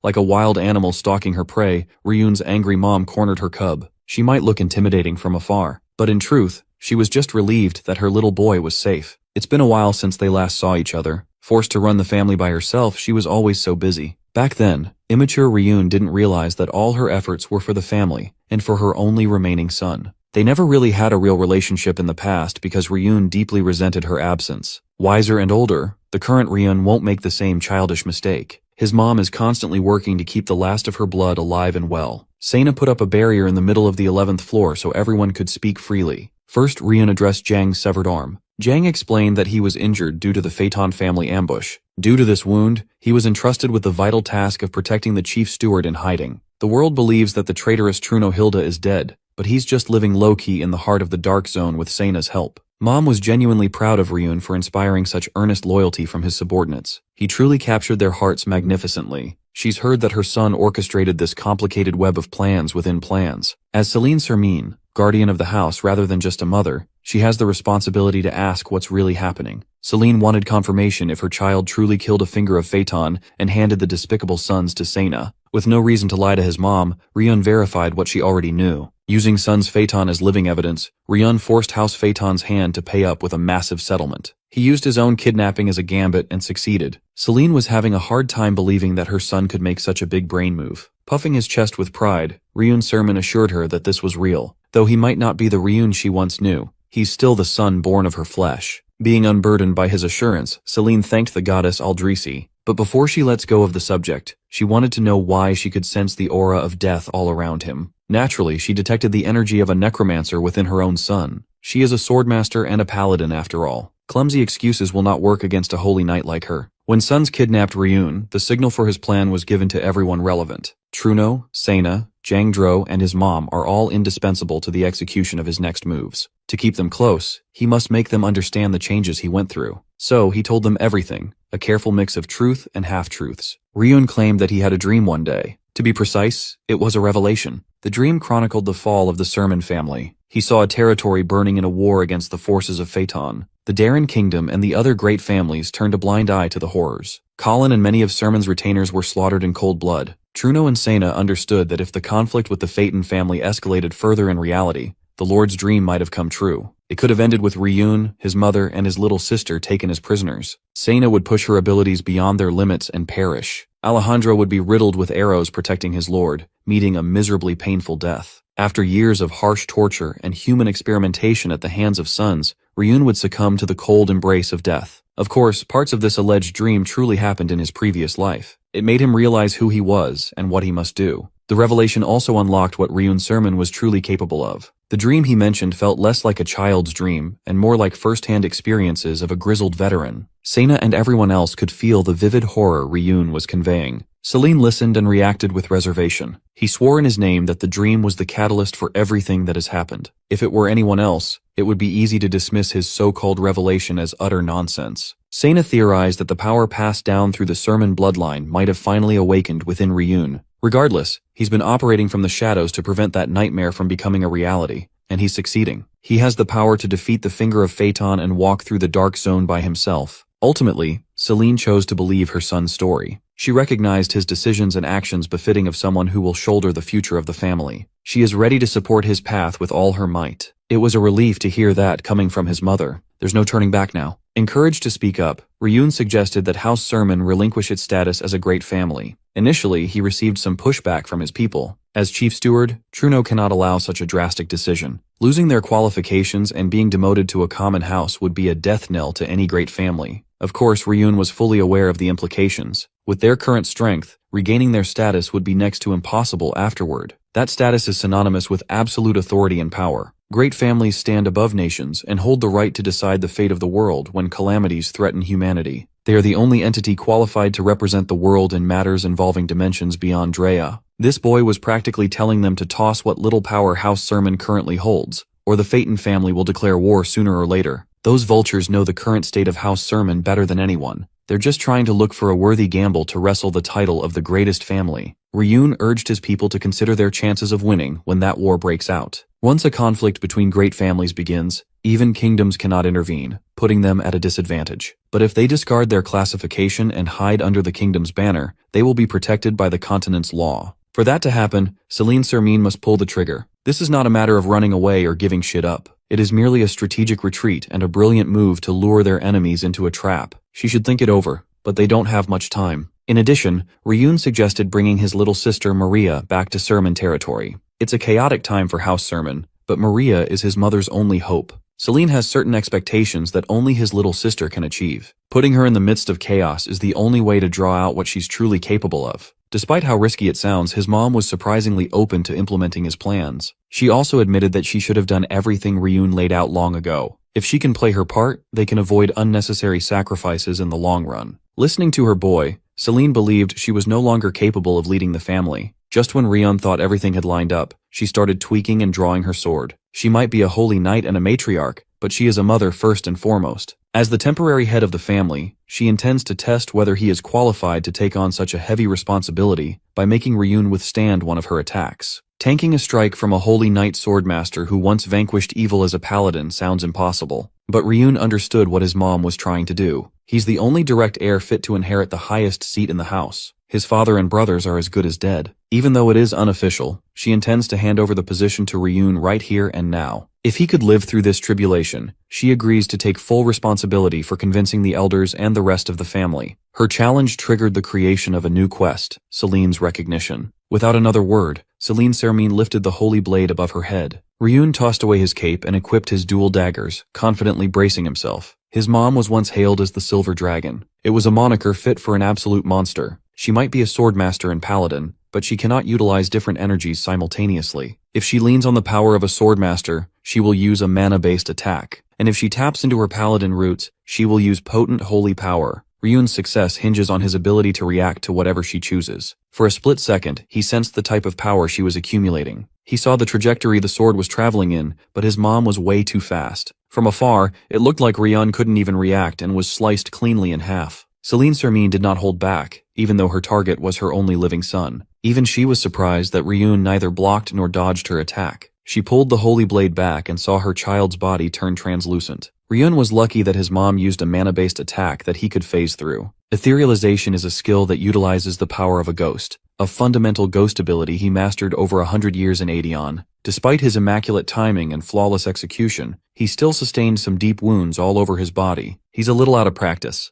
The skill hasn't been perfected for his current body yet. Disturbed and feeling guilty, Celine cradled her bleeding son close. Riyun tried to assure her that he was okay, but she insisted on using healing magic on his wounds. He was actually glad to have gone through this. He promised to cherish the scar this wound will leave as a reminder of his mother's love and concern, a mark of being her son. More than anything, he was thankful for his mother's support and belief. Earning Celine's recognition completed his recent quest. It rewarded him with a small amount of EXP, increased the skill rank of etherealization, and leveled up Phantom. Sena took down the isolation barrier as the private meeting wrapped up. Riyun still has business to attend to, but he handed his people a written plan to restore the family's status, as well as what comes after. Of course, they tried to make him go back home. Sena even made him guilty about leaving Colin and Alejandro without a word. It's likely for the best to leave Alejandro in the dark for the sake of his own growth. But Riyun would gladly pay Colin a personal visit soon. Even if Knight Commander Alejandro finds out later, that old fart won't hold a grudge. That's the kind of person he is. Finally, Riyun bade his mom and his subordinates farewell. He left the Dark Zone and headed for the Darren Kingdom. Riyun went straight to Martin's intelligence branch and was welcomed as Leon, the 5th-class elder. A letter from the Phaeton branch was waiting for him. As expected, it was a letter regarding his 4th-class promotion exam. It detailed instructions for his mission. Detecting this new information, the system formulated a new quest for the 4th-class promotion exam. It was a simple task. Assassinate the mage named Goma in Khaled, a territory near Darren.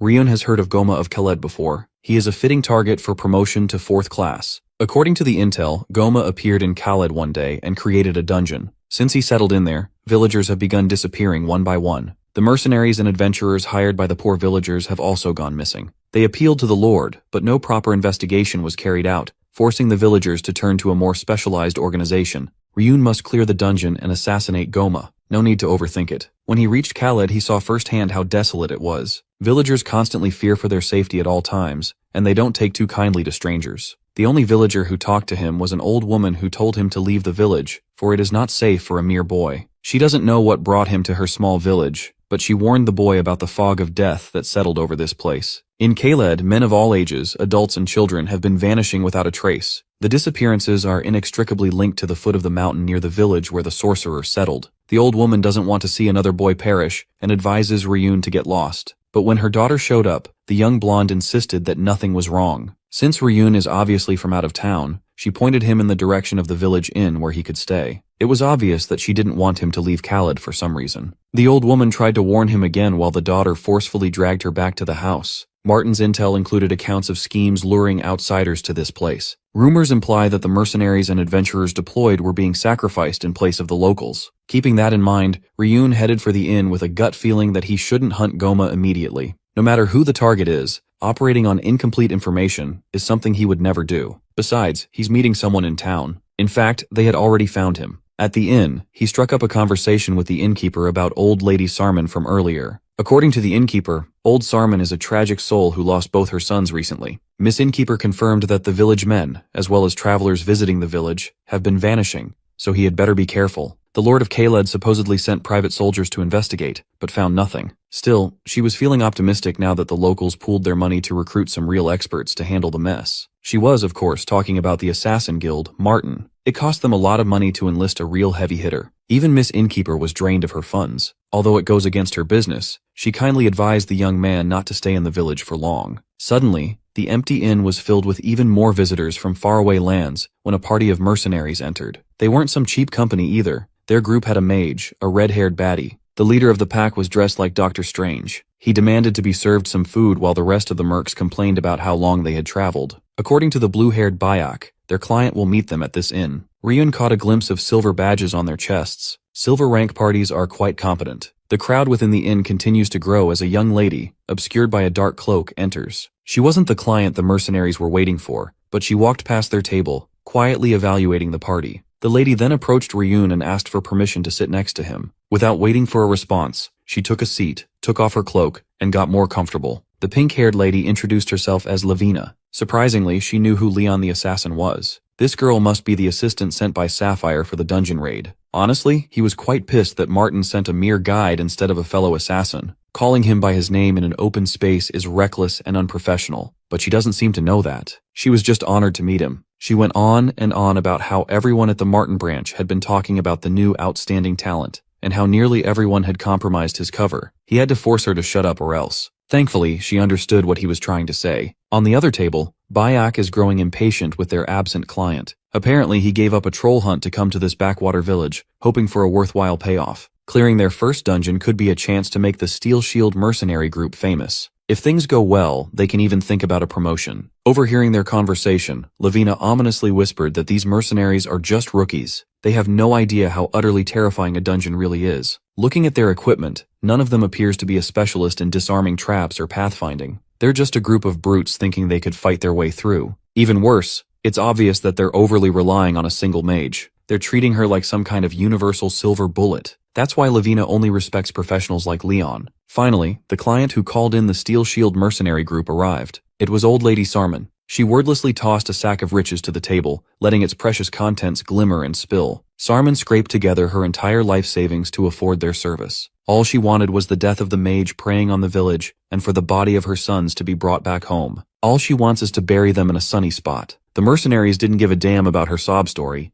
They were more focused on the plentiful reward. Dr. Strange formally accepted the quest, assuring her that failure is not an option. Greedy and shameless, this bastard claimed that the reward was still a little too low considering the danger of the job. It was a total rip-off. Both Lavina and Leon could see that. Old Lady Sermin figured as much. So, she tossed another precious reward into the mix, a golden ring with a purple gemstone, her family's heirloom. This was supposed to be passed down to her daughter-in-law, but now she just wanted to give her sons a proper burial. One look at the ring triggered an update on Riyun's Legacy of Veda questline. According to the system, the ring is a map showing the location of a hero's soul. Lavina noticed the change in Leon's demeanor when he saw that update. He must get his hands on that treasure somehow. Bayak tried to reject the ring as a paltry addition to the reward, but the party leader readily accepted. Without wasting any more time, the Steel Shield mercenary group rolled out. Dr. Strange kept the ring to himself. He might be the only one who could see its real value and what an unexpected windfall it truly was. In the middle of the night, the mercenary group trekked through the foot of the cursed mountain. They set up camp and let their mage perform an appraisal spell on the ring. She confirmed that it was a magic item, but she couldn't determine its specific use. If it's an item above her current level, then it is likely worth a closer look. Regardless, this is a massive win for their troop. All they have to do is kill some nobody mage in a rural village after all. How hard could that be? The leader is quite satisfied with the haul. Miss Mage was looking forward to finding other magic items inside the dungeon.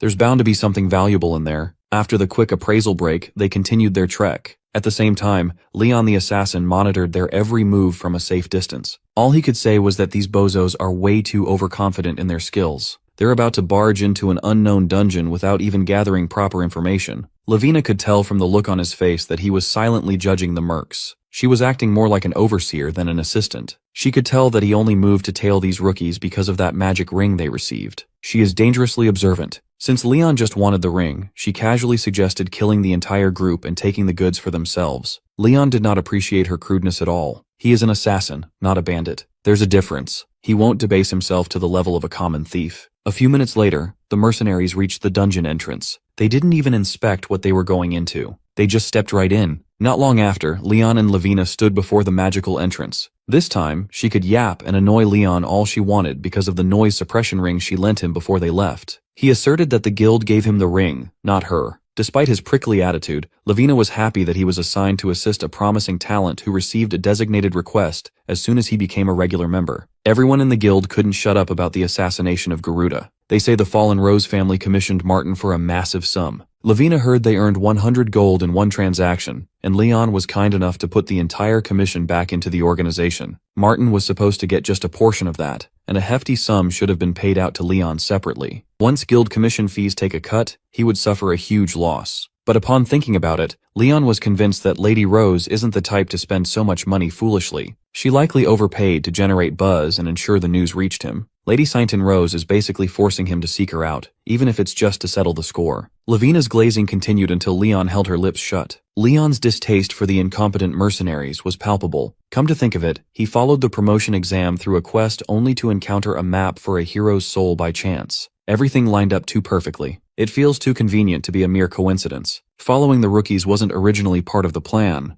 but here he is. With the involvement of the ring, he estimated that the level of difficulty had increased. He didn't get lucky. The system is simply showing its functions. It's finally taking the proper shape of the Adeon system he once had. System or not, something sinister is hiding in this dungeon. It hadn't even been long since the mercenary group entered, yet their guttural screams echoed outside. The screams were followed by the sounds of weapons clashing and a fiery explosion that burst through the entrance. Chances are it was the mage's doing. After a few moments of hectic clashes, the sound suddenly stopped. 30 minutes have passed since those clueless scammers entered. A sliver-rank mercenary group wiped out in just half an hour suggests something terribly deadly is inside. Even with a decent caliber mage in their midst, they couldn't last 30 minutes. Despite the worrying implications, Leon was determined to enter the dungeon. If they go in now, the traps the mercs reached won't have time to re-trigger. In fact, they could examine and study the traps that have been set off. Doing so would allow them to prepare better countermeasures. Upon entry, Leon summoned a ball of light to illuminate their way. A few steps into their deep dive, he signaled Lavina to halt. While physical traps take time to re-trigger, other types are a bit more complicated. If Leon hadn't activated the alchemy of Azure Earth, he would have ended up like the amateurs before him. His mana revealed a pathway of hidden magic circles embedded in the inconspicuous floor. Judging from the structure, it should be an illusion circle. It seems like the test began even before they entered this bizarre dungeon. 20 minutes ago, the Steel Shield mercenary group blundered due to ignorance. Bayak was fighting for his life. His opponent was the leader himself, Dr. Strange. The boss fought like a maniac and took down the pesky mage first and foremost. Leon could have fallen prey to the same illusion trap that afflicted the mercenary boss, but he was too cautious for that. The spell only distorts one's vision without causing physical damage, making it even harder to notice. A skilled mage could have dispelled the effects upon activation,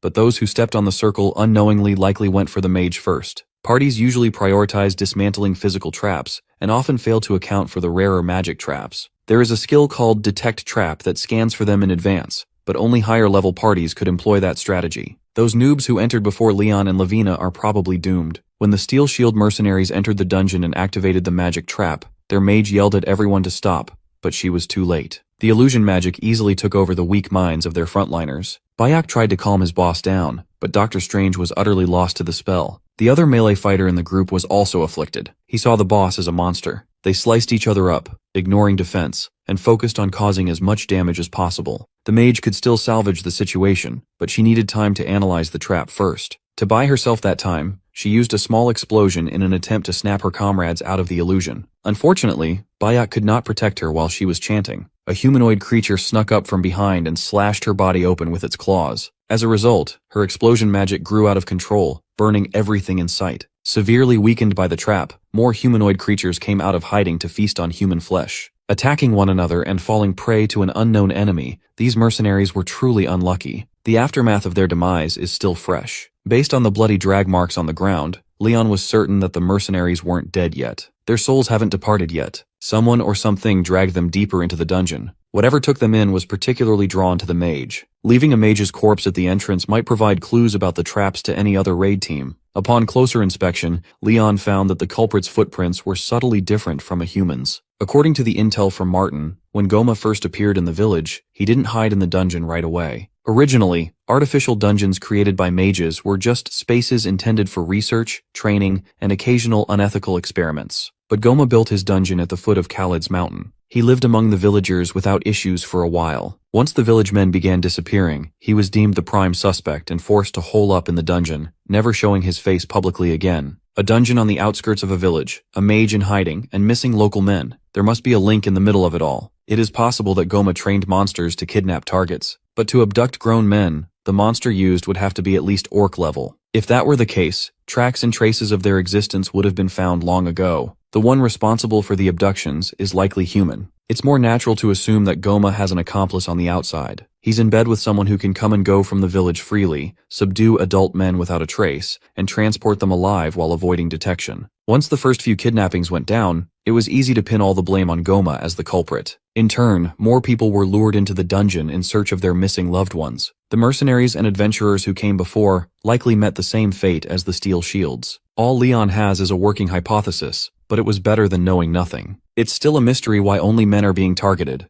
To get a better view of the situation, he summoned an army of apparitions for a thorough soul search, covering the entire dungeon. Soul search is a phantom skill that releases soul scouts for intel gathering. In Leon's head, a detailed map of the dungeon was slowly formed. It was quite deep and complex. He also found the most likely spot where the mastermind is carrying out his scheme. Much to his surprise, only standard traps were present ahead. Goma probably thought his illusion magic was enough to deter any unwelcome guests. It's finally time for Lavina to step up. The danger level of this mission has already surpassed a grade 4 evaluation. Leon warned her that there's a very real chance of death if they go any further. He would happily handle Goma alone if she wanted to head back to the village for safety. Regardless of the unfair difficulty, Leon refused to give up on his promotion exam. There is something much bigger at stake for his plans in this place. Despite his considerate warning, Lavina chose to stay by his side. Even though she's not an assassin, she's still a member of Martin. She won't do anything that would bring shame to the guild. She is an odd support staff member with way too much passion for her job and loyalty to assassins.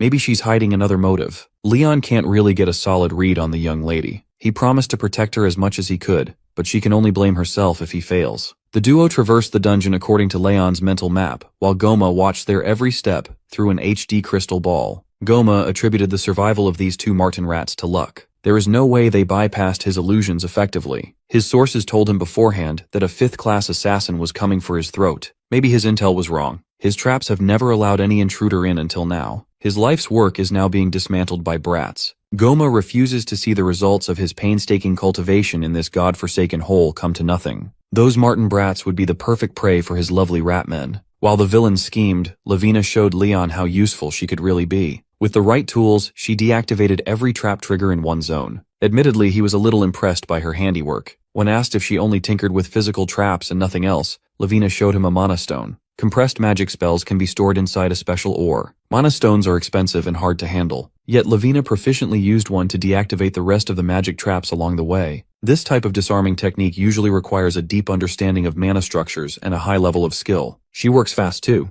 Lavina's remarkable talent is invaluable. After showing off her skill set, Leon gave her one last chance to turn back. She sighed and doubled down on her decision to accompany him. Besides, she would be scared for her life if she heads back alone now. Leon said it himself. Something strange dragged those poor noobs away. The strange creatures she is so fearful of had arrived, and they have gathered right behind her. The Ratmen collectively shrieked, and Lavina swiftly ran behind Leon to shield herself. As the name suggests, a Ratman is a half-man, half-rat monster. They are a repulsive bunch. Leon prepared for the inevitable by summoning his daggers. Now it makes sense why only men were missing. From his hidey hole, Goma was feeling very proud of himself and his rats. A fifth-class assassin could not possibly break through a proud pack of Ratmen, right? As far as Leon knows, Ratmen can be artificially created, but there shouldn't be any in Drea. When the Black Mages were wiped out in the last Black and White War, the method for making Ratmen was supposed to have been lost. Seeing beasts from the old war, Leon readied himself for a troublesome fight. Back in Adeon, he hunted these bastards to extinction by himself. There is no one more experienced at culling an entire population of Ratmen than him. Lavina watched the slaughter that ensued from the sidelines in utter shock. Leon was out there moving like he was him. He systematically dismantled the savage Ratmen with ruthless efficiency, one by one. He spilled their tainted blood and cut through their flesh with a big smile on his face. Lavina was certain that this was Leon's first encounter with Ratmen, yet he was tearing through them easier than a goblin hunt. Goma also had front-row seats to Leon's demonstration, and the Mad Mage wasn't happy. Some random Martin brat just barged into his domain and massacred his precious Ratmen. I'd be pissed too.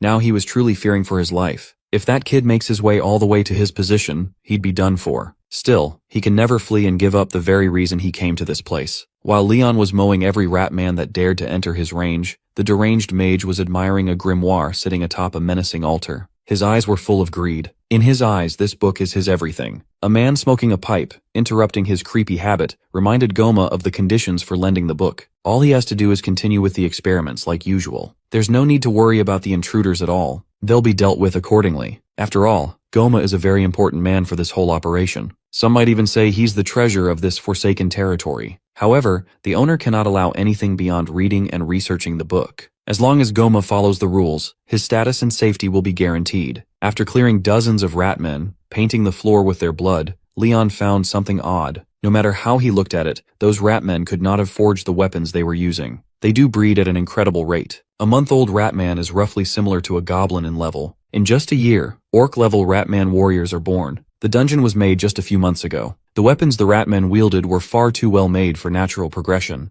These weapons are far too standardized to be the work of a mere village blacksmith as well. Someone is working in secret with Goma to build an army. To be serviceable as soldiers, Ratmen must reach the orc warrior level, and that should take a year to achieve naturally. Leon was aware of one method to create these disposable soldiers without relying on natural evolution. It is the most basic yet forbidden way to create Ratmen. Just capture a bunch of civilians and turn them into rats. If Leon's idea is correct, there are two people who jumped right on top of his suspect list. Aside from Goma, Lord Kazan Khaled himself might be involved. As for the man carrying out the dirty work, it must be the Lord's younger brother and commander of Khaled Knights, Lord Caden Khaled. It is unlikely that the villagers were aware that they were being picked off by their own lord. Goma by himself could not have armed an entire battalion of Ratmen. The only man with that kind of resource in this area is Lord Kazan. Regardless of who's involved, Leon and Lavina must push through. Before going, Lavina teased him about his suspiciously deep understanding of Ratman production. Luckily, a rat that wasn't properly killed bailed him out from having to explain himself. Leon was caught off guard from behind, but Lavina was able to save his ass. She pulled a crossbow out of nowhere and killed that resilient Ratman in one shot. While Lavina was bragging about her combat training, Leon was analyzing the damage she had done. The mark was hit dead center in the darkness of a dungeon. Leon was starting to feel sussy about her alleged combat training. The duo continued following Leon's map while dutifully removing every trap along the way. Out of nowhere, Lavina voiced her understanding of why the Lord collaborated with Goma, even though it's inhumane. Based on Leon's explanation, there is no better material for building an army than able-bodied men. He took note of her overly logical take, atypical of someone from Drea continent. Lavina could feel the heart of the dungeon getting closer due to the mana traps ahead. But just a few meters away from the fated confrontation with Goma, the whole dungeon rumbled. A Ratman ogre wielding a medieval flail came out to obstruct their advance once and for all. Leon teased Lavina for knowing what a Ratman ogre was, and she yelled at him for messing around when they were in real danger. Ratman ogre spun his spiked ball and chain around, intimidating and sinister. Against such a heavy weapon, Leon met the challenge with his daggers.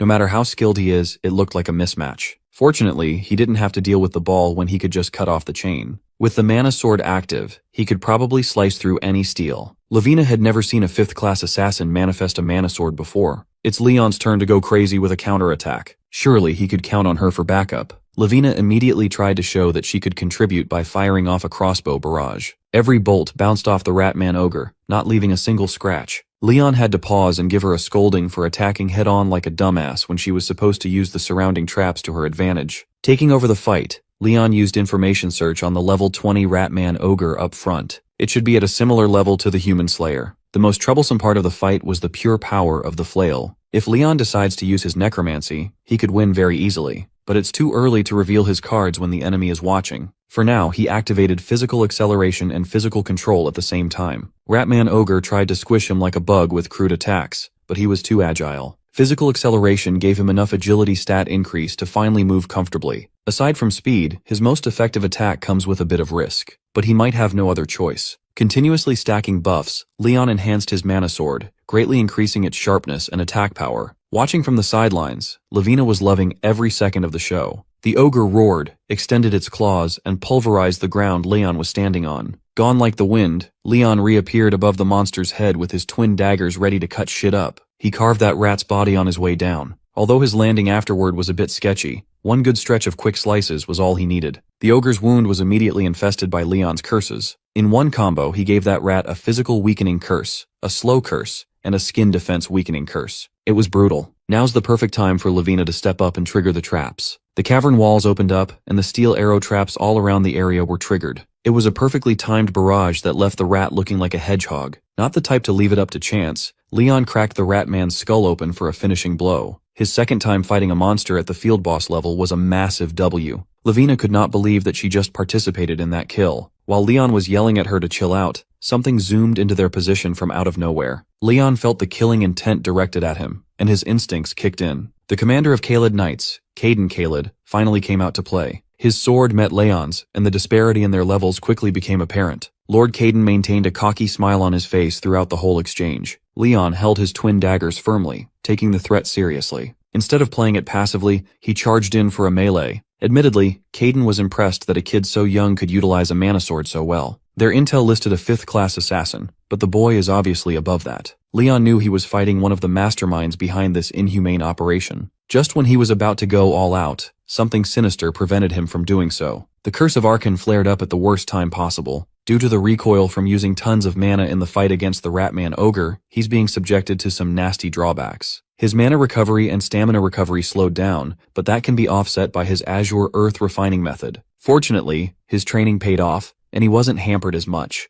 Even so, a nerf is a nerf, and a nerf in the middle of a fight cannot be good. He's not even sure if he can handle Caden in his current state. That man is a real knight who can hold a sword properly. To buy some time, Leon taunted the commander for resorting to a shameful sneak attack. Caden claimed he was merely testing the kid. He swore he held back enough to keep Leon alive. The fact that his head is still intact after taking a hit from a sword expert should be proof of that. Goma let his guard down because he thought the intruder was a mere 5th class. Caden wasn't going to make the same mistake, especially after seeing the kid dismantle the Ratman Ogre. From now on, Caden will start using his full strength to finish off the nuisance for good. The commander of the Caelid Knights finally showed his own mana sword and gave a proper introduction. Leon's hypothesis was proven right. The lords of Caelid are pieces of shit. He did not introduce himself in return. What kind of assassin would he be if he did? While bantering with the enemy, he secretly signaled Lavina using hand signs. He told her to stay back so she wouldn't get caught in the crossfire. Using the same trap trick against a sword expert would never work, so it would be better for her to flee. Lavina hesitated for a moment before she ultimately listened to his shot call. Commander Caden praised Leon for sending the lady away first like a real gentleman. With Lavina out of the way, Leon can move a bit more freely now. He's the type to never turn down a challenge after all. Despite the Curse of Arkan actively weakening him, Leon fought like a maniac at close range. The sounds of their blades clanging together filled the cavern as Lavina ran for her life. On her way out to safety, she came across a little boy who passed out on the floor. Unaware of her predicament, Caden and Leon continued clashing swords. The commander was swinging that blade like he wanted none of the intruders to leave this place alive. Leon was actively matching his freak and holding out despite the struggle. He could have maintained this pace until an opportunity arises, but that might not be an option. Lavina has been captured. The unconscious kid she found on her way out was working for Goma all along. The kid might seem human at first glance, but it really was a rat man. Leon didn't miss the chance to tease Lavina for being caught so easily, despite being a part of the assassination guild. Thinking that they hold all the cards now, Goma finally showed his ugly face to brag about his special rat man. Lavina wasn't caught because her skills were lacking. She was caught because of the rat man's unique trait. Occasionally, among the many failed rat man experiments, rare specimens with special abilities are born. The one he used to deceive the girl was a rat man that lacked combat power, but possessed exceptional stealth and the ability to shift between human and rat man forms. He is a loyal soldier in rat form, but when he takes human shape, the kid regains bits of his past memories. It was quite troublesome for Goma that such a useful pawn kept trying to return to his mother in the village. Thanks to that trait, Goma found the perfect tool for kidnapping the village men. Just now, his rat man shifter saw a ring among the belongings of the mercenaries from earlier, and the shifter ran off screaming for his mother. Goma was quite proud of his evil genius. Despite being an assassin, the lady still fell for the classic human trap. Leon was just pissed off by all the incessant yapping. The target he was supposed to eliminate just showed himself out in the open. He was actually quite grateful that Goma saved him the trouble of turning the dungeon upside down. Hearing that erased the stupid grin on the mage's face. Commander Caden reminded Leon that he's not in an advantageous position right now. In fact, he wasn't even in a position to worry about the lady. By the time Caden is done here, he is fully convinced that the intruders will leave in bits and pieces. Wrestling the momentum for himself, Caden pressed Leon harder than ever while talking trash on the kid's rather lacking defense. He called Leon's mana sword useless, just like the entirety of Martin.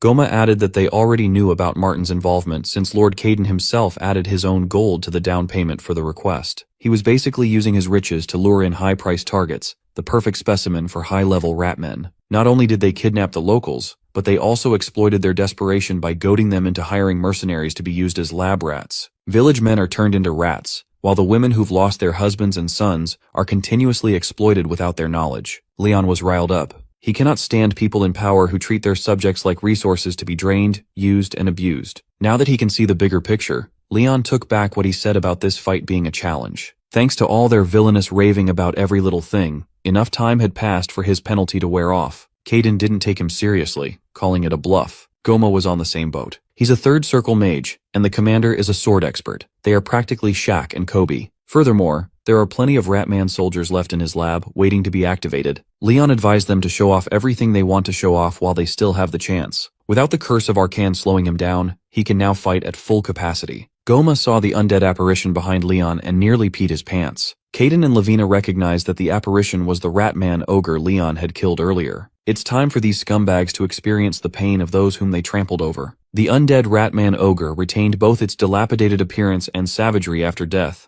Commander Caden was quite intrigued by the reveal that the Martin kid was a necromancer the whole time. If he were so interested, Leon would gladly give him a taste of deadly force. The Ratman ogre locked in on the sword expert, aggressively attacking without thinking of defense for even a second. Surprisingly, those brutally crude attacks were able to push Caden back. He must have been ashamed by it, so he compensated by going all out on offense himself. And it worked. The sword expert showed why he holds such a prestigious title. He ripped the undead Ratman ogre apart without an issue, bathing in its blood, and reminding his opponent that a single dead rat wouldn't cut it. Goma was so elated that he requested the boy's capture instead of killing him outright. Since Veda disappeared, necromancers have become an extremely rare dying breed. If they can squeeze the knowledge out of that assassin boy's head, it would surely lead to a massive breakthrough in their Ratman studies. Caden liked that idea a lot. He's all for reeling in a big catch. In his head, Leon must have used his undead trump card. It's a shame it was killed too easily. Leon scoffed at the commander for acting so leisurely when the thing he struck down wasn't a normal undead. Before it became a zombie, its blood had been severely contaminated by multiple stacks of curses. Naturally, the curses actively coursing through Ratman's system can be passed through contact. Caden foolishly hacked away at a tainted target, letting the curses take hold of his body. It was an agonizing process. His pathetic screams filled the cavern. Goma saw his protector keel over and felt his impending doom. By now, Caden's vision is getting blurry, as if he is sinking into the darkness. While the sword expert tried to keep himself alive and conscious, Leon addressed Goma. The mage mentioned his battalion of soldiers stashed away in the heart of the dungeon. In response to Goma's arrogance, Leon raised the Ratman army he had wiped out from the dead. He challenged the mage to an army versus army battle, knowing full well that it would be a damn slaughter. Leon has his bloody rats ready to throw themselves at the opposition. Will the test tube rats stand a chance? Lord Caden knew that he was doomed, so he picked up his sword and started swinging it wildly all over the place. He took out a few zombie ratmen using this mindless method. Despite the curse afflictions beating his ass, he's still a sword expert. Leon admitted that he was a strong fighter, but he's not stronger than a stack of potent curses. Furthermore, this guy had never faced a real necromancer like him before. Using the overwhelming number of undead ratmen, Leon whittled down Caden's stamina until he had nothing left. When the prey reached his limits, the army of rats pounced and sank their teeth into his flesh. It was a gruesome death fitting for a corrupt lord.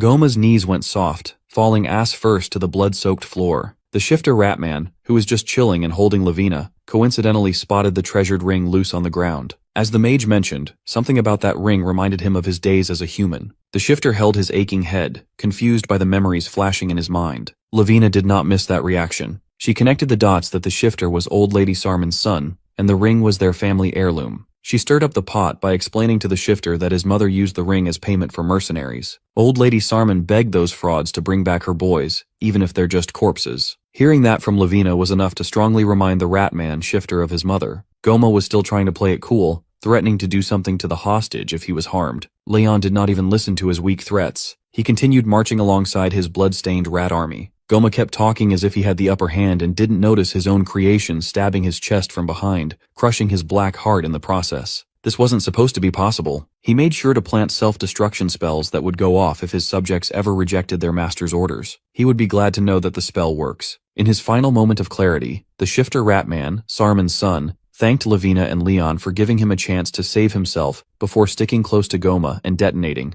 engulfing the deranged mage in an explosion of his own creation. The area was lit up by the blast. Goma's lifeless ass burned. Leon picked up the ring, prompting the system to update the legacy of Veda Quest. He is now in possession of a map containing the hero's soul location, a massive find. While Leon was inspecting the ring, a familiar crossbow bolt accurately knocked the artifact out of his hand. He wasn't able to react in time, so Lavina was able to snatch the ring out of his grasp. She had the gall to mess around when his army of rats was still around and ready to fight. Lavina excitedly put the ring on her finger and admired its shine. Now that the immediate threats have been neutralized, Lavina finally dropped the good girl act and shot Leon with multiple bolts. He just stood still and let the bolts graze past him. Much to his surprise, Lavina was actually targeting the zombie ratmen behind him. Every bolt claimed the life of a single summon. It was a very efficient kill streak, all things considered. She was able to do so much damage because her weapon was secretly imbued with divine power. Undead monsters struck by her bolts are simply destroyed, and the damage transfers directly to their summoner. You see, Lavina did her research. She knew Leon was a necromancer, though she was genuinely surprised by his proficiency. Leon was surprised too. This ditzy lady must have some kind of switch in her head to change her entire personality at will. Now it makes sense why she was so proficient in a wide array of magic. Cloaked in divine power, Lavina stared him down like he was prey. Putting everything aside, she wanted to know if he was really Veda's disciple. Lavina closed the distance by using a bizarre movement technique. Even Leon was caught off guard by her explosive speed. In a flash, she colonized his effective zone, appearing right in front of his nose. His brain tried its best to connect the dots and figure out how Lavina knew about his necromancy and his connection to Veda. Somehow, somewhere, someone must have leaked his secret. His mom and his loyal Sermin subordinates wouldn't do something like that. It can't be the Rose family since Saint and Rose is still trying to build a connection with Leon,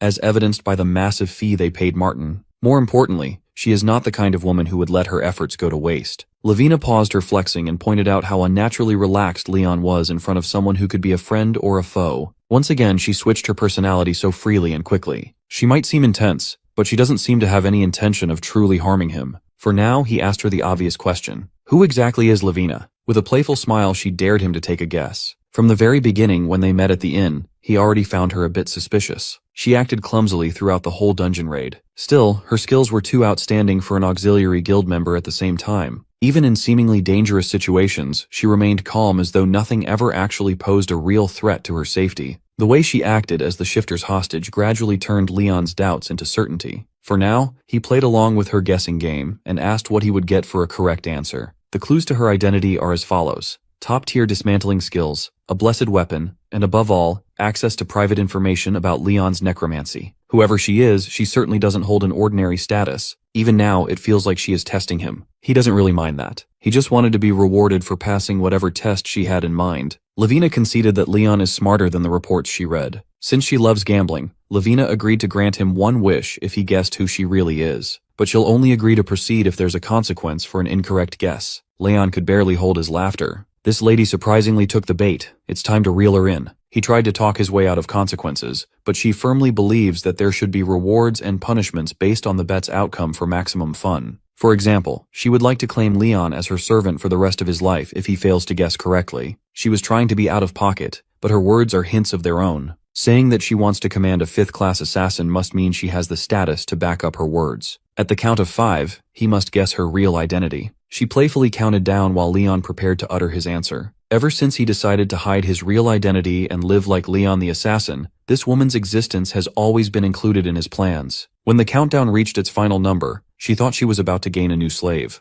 Leon snapped her out of her dreamy world by uttering her real name, Lavin-san. Instantly, Lavin erupted with aggression. She was not pleased to learn that her cover had been blown somehow. Her switch was flipped, turning her into a psychotic lady. Leon had always been aware of House Hassan, the renowned assassin family. No matter how incredible her status is, Lavin is still just a kid. She's prone to outbursts when denied. Nevertheless, Leon won the bet. In the past, House Hassan kept the young lady's identity strictly hidden. The Sermin family mobilized their intelligence unit to dig up information on her to shake House Hassan after it sided with Paton during the war. One day, the retired head of the house, Ari Hassan, abandoned the front lines in the middle of battle. Rumors say his absence was linked to the disappearance of his youngest daughter, who was hidden. Not long after, Ari Hassan met up with Sermin for an unconventional proposal between families. Ari agreed to change sides if the Sermin family found his little Lavin before the Paton family does. Soon, detailed information about the missing daughter of Hassan reached Sermin. Riyun was able to read and memorize those old reports as he diligently researched to stop House Paton. Those reports chronicled Lavin's childhood, her physical description, and even her trivial habits. Knowing that Lavin was way too riled up to be effective, her guardian finally showed herself to interrogate Leon. Whoever this escort is, she is an expert skilled enough to deceive Leon's sharp senses. Being able to hide all that is a real skill. Displeased by her escort's intervention, Lavin ordered her to stay still. She was having an emotional outburst, and Leon was in the middle of the brewing storm named Lavin. He had better choose his next words carefully. Among the retainers of House Hassan, very few people know about the youngest daughter, making it more bizarre that some young assassin guessed so accurately. Instead of entertaining her follow-up questions, Leon put the whole premise of their bet in question from the beginning. She said it herself, even trusted retainers cannot be trusted with her real identity. Isn't it unfair to allow an unbeatable bet? It was practically a scam. Infuriated by his accusations,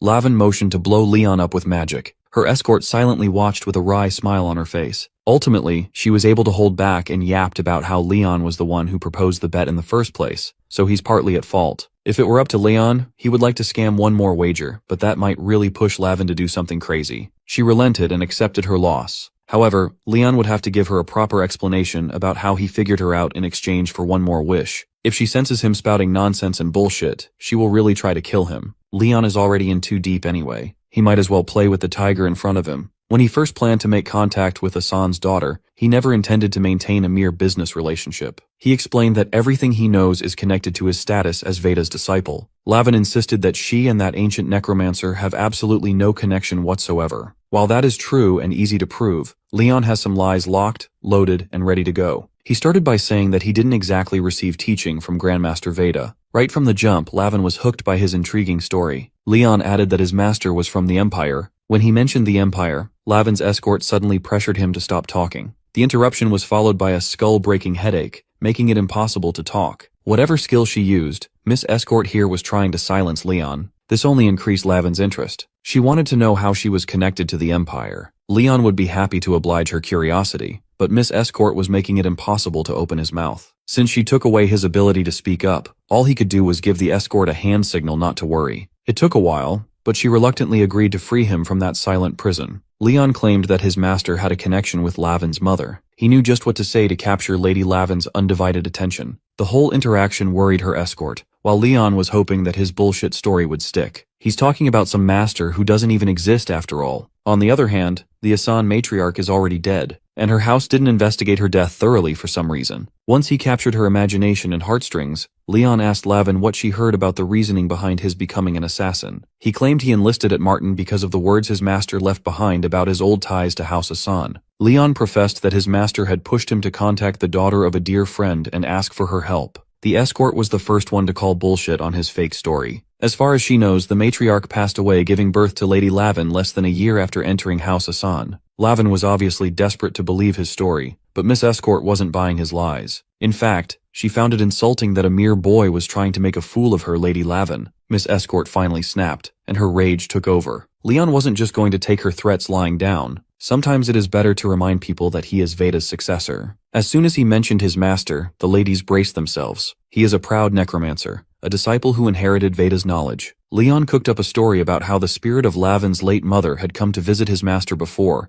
and that he was there when they spoke, before her soul finally passed on. Although it sounds like a made-up story, because it is, there is no one alive to refute his claims. All he really needed to do was convince one person that this fantasy is real. He succeeded in doing that handily. He made Lady Lavin cry like a little girl, asking if her mom had left any words for her before passing on. Dead mom trick is diabolical. In truth, Lavin and Veda have no connection at all. There might have been a link to House Asan when Veda was still building his legend, but that's ancient history now. Lavin was born just over a decade ago. She's the daughter of Ari Asan and a woman who was briefly his concubine. Exploiting the young lady's longing for a mother, Leon made up the convenient lie. As a necromancer well-versed in soul arts, this is his trump card. Through necromancy, the dead can return to deliver the truth, and no one would be able to refute it. Once Lavin chose to believe in his lies, he answered that her mother's final words were an apology for her little girl. Hearing that opened the floodgates of tears. For someone longing for a mother's love, Lavin Asan would believe anything. While the young lady was having her moment, Miss Escort silently threatened to make Leon regret living if he proved to be a liar. She is going to need proof of his claims soon.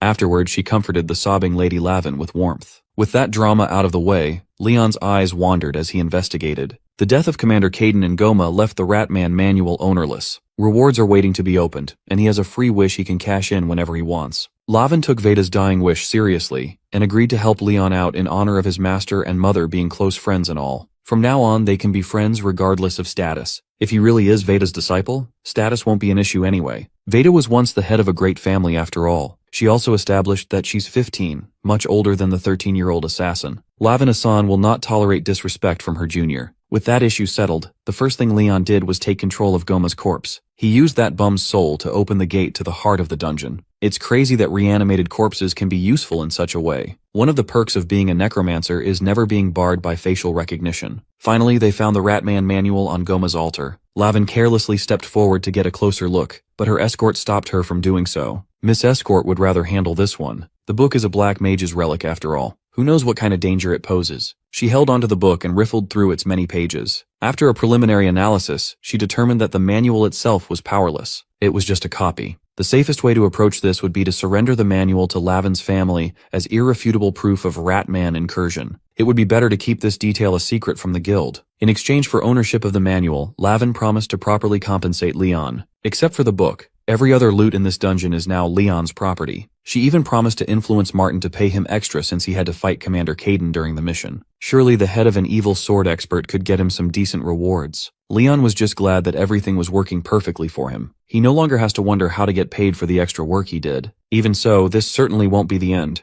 Goma and Caden were not the only villains involved in this scheme. They committed atrocities and built an army for a reason. The Lord of Khalid is still out there. Lavin assured him that traitors who try to overthrow the state always meet the same end. That corrupt lord and his cronies won't survive the night. Leon suspected that Miss Escort here might be busy tonight carrying out the hits. Speaking of corpses, Miss Escort was curious what Leon was going to do with Caden and Goma's remains. All things considered, both of them should be pretty tempting materials for a necromancer. If that was the case, maybe the corpses should count as his extra reward. He protested such an unfair exchange. Finally, Leon made his exit, leaving the survivor search to Lavin. There is somewhere he needs to go for a bit. He needs to make a stop regarding his master's dying message first. Anytime he uses that as an excuse, Lavin just lets him be out of respect. Miss Escort was still a bit hostile towards Leon, threatening to hunt him down if he ran away. By the time he was out of the dungeon, the sun had already risen. Away from prying eyes, he could finally mess around with the ring containing the location of a hero's soul. It automatically synced up with his system, activating the map before his eyes. He reckoned the site it's pointing to must be near the village, and he was right. The map was pinging an inconspicuously large pile of rocks in the middle of nowhere. He immediately knew that he had just hit the jackpot. For a more precise rendition of the map,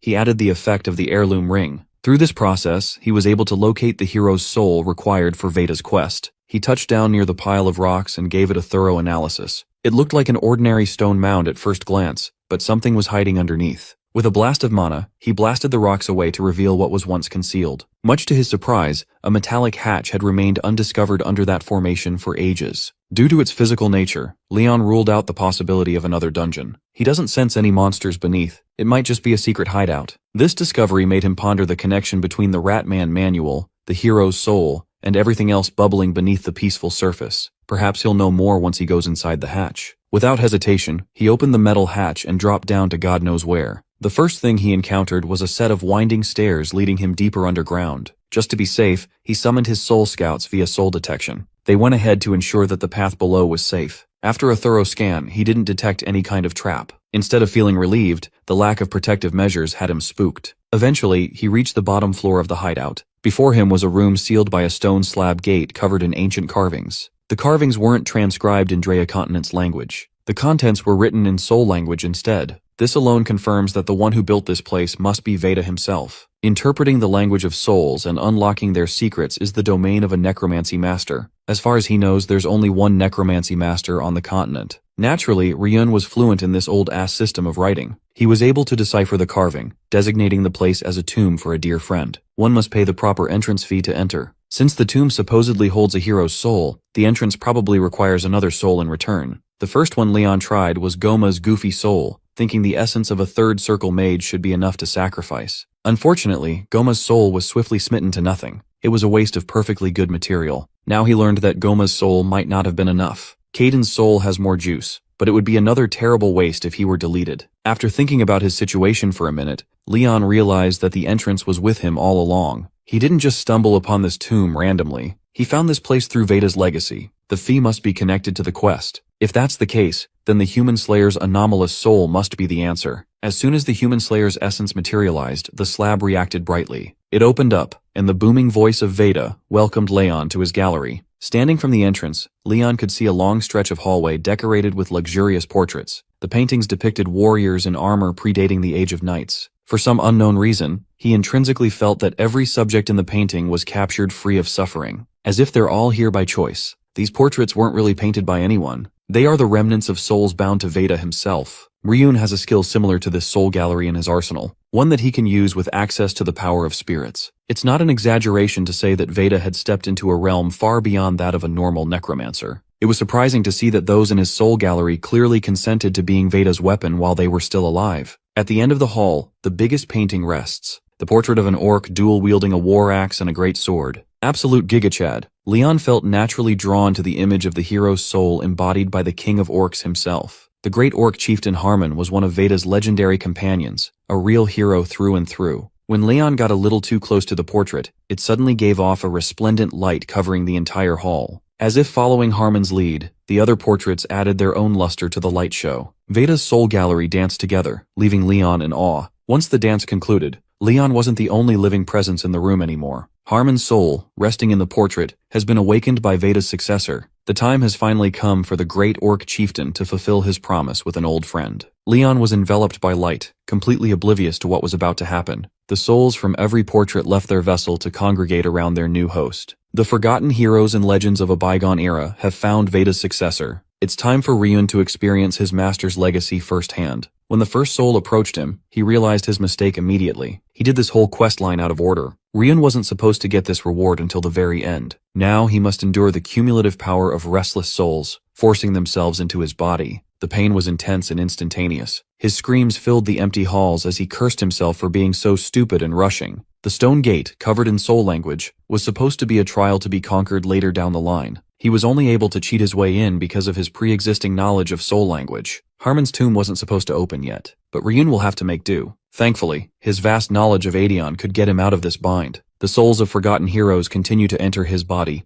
voluntarily submitting themselves to Veda's disciple. At this point, the pain was starting to become unbearable. He's been focusing on leveling up Hand of Death, so the capacity of his soul gallery hasn't caught up yet. He has already reached the max cap. The overflow of souls made him feel like he was about to burst. Kendalak, Alfonso, Defnica, the forgotten names of every soul flashed before his eyes. The systems and quests in Adeon had perfect continuity. Now he's paying the price for assuming that his new system would be the same. With his body on the brink of falling apart, Riyun gritted his teeth. He leveraged the levels he gained in Goma's dungeon to dump all his stat points into magic. Simultaneously, he activated Blue Earth's refining method. With full control of his body, he twisted his circuits to accommodate the soul overflow. Using them as a catalyst, he was able to force his phantom to level up repeatedly, expanding his soul gallery point by point. It was a delicate balancing act, nearly impossible to pull off, but this is his only way to survive. The blunder he committed quickly turned into a blessing as Riyun's level continued to climb. By forcibly shifting levels between classes, he was able to more evenly improve his kit. Once he reached some semblance of stability, he tinkered with his body's circuits. In doing so, he will be able to draw more spiritual power from the souls within Veda's gallery. He was basically expanding his capacity by force. Riyun had never locked in harder than this. When the congregation of souls finally died down, he dropped back into the ground. Looking around, the pristine hall of portraits had been thrashed. He sat his ass down and caught his breath for a minute. He was bleeding from every orifice, but the risk justified the reward. For starters, his soul gallery grade increased significantly. Normally, Veda's successor was supposed to use pure magic to receive this power, but he managed to pull it off through manipulation. The souls trapped in his body filled out about half of his new gallery. All that's left is the big dog at the end of the room. One way or another, Harmon's promise to an old friend must be fulfilled. Considering that his soul gallery is only half full after that grueling process, perhaps taking on the Great Orc was feasible. He recognized that Harmon's soul is on a completely different scale from the ones he had absorbed earlier. Even though he did things out of order, everything worked out in his favor. With rock-solid resolve in his eyes, Riyun invited Harmon's soul to enter him. Right away, he was almost knocked down by the intensity of Harmon's entry. It took a long time to fully suck every bit of soul power out of that old portrait. The painful process ended with Riyun unconscious on the floor. When he woke up, notifications filled his vision. Harmon's soul is secure. Veda's disciple has obtained a hero's soul. He sat up and scanned his whole body for anything odd. Thankfully, the only odd thing was the deactivation of the Leon disguise he maintained through body control. Inside his soul gallery, he could sense an imposing figure slumbering within. It was Harmon's soul. He was granted plenty of EXP, and all his stats have increased drastically. In addition, he acquired Harmon's gauntlet. Surprisingly, putting on his new legendary weapon came to him intuitively. Aside from the material rewards, the legacy of Veda quest has been updated. His next task is to find the remaining legacies of Veda scattered across the continent. Furthermore, a new quest was added to the list. It was an ominous warning to prepare for Arkan. He just narrowly escaped an untimely death, yet the threat of Arkan is just around the corner. Riyun wasn't ready to say goodbye to his Leon persona just yet. He put his disguise back on and left Veda's hideout. Leon met up with Lavin and returned to the village together. At the inn, the villagers, including old lady Sermin, welcomed them as heroes. Sermin was so grateful that her tears wouldn't stop flowing. Like usual, Leon insisted that he was just doing the job he was paid to do. The innkeeper, who never suspected him of being the assassin sent by Martin, was a bit embarrassed for being so clueless. Now Leon was celebrated by the locals as a true hero of Khaled. Thanks to the rescue efforts, one of Sermin's sons survived. He's now recovering at the safety of their home. Leon made sure to credit Sermin's other son, the shifter Ratman, for his sacrifice that led to the survivors' rescue. Technically, he was the one who killed the detestable Goma. Now that he's done with his quest, Leon surrendered the heirloom ring back to its original owner. The gem's color changed for a reason, but it's still the same ring. Old lady Sermin didn't take the ring back. Instead, she shared a story that goes back hundreds of years to the time of the Black and White War. Back then, a black mage once appeared in this area. It slaughtered the people and easily took over the Lord's castle. The Black Mage's terrible reign was ended by a brave hero who burned the Black Mage to ash. That fearless man gave the heirloom ring to an ordinary farmer who risked his life guiding him to the castle. The ring in Leon's hand was the same ring handed down by a hero to a humble farmer. Based on that story, Leon could see a clearer picture of what really happened back then, and why the map to the hero's soul was hiding in such a remote village. Legend says the ring would change color once it found its true master, and that's precisely what happened. Old lady Sermin felt bad for the mercenaries she hired, but it all worked out in the end. Her family's heirloom ring found its rightful owner, and the mage's reign of terror has ended. To show their gratitude, the villagers pooled their resources to give Leon a little extra. If he's ever in the area again, his food and accommodation will be free of charge in this town. Without a hint of shame, Leon took the bag of money for himself. The quest was completed, EXP was gained, and additional rewards were granted.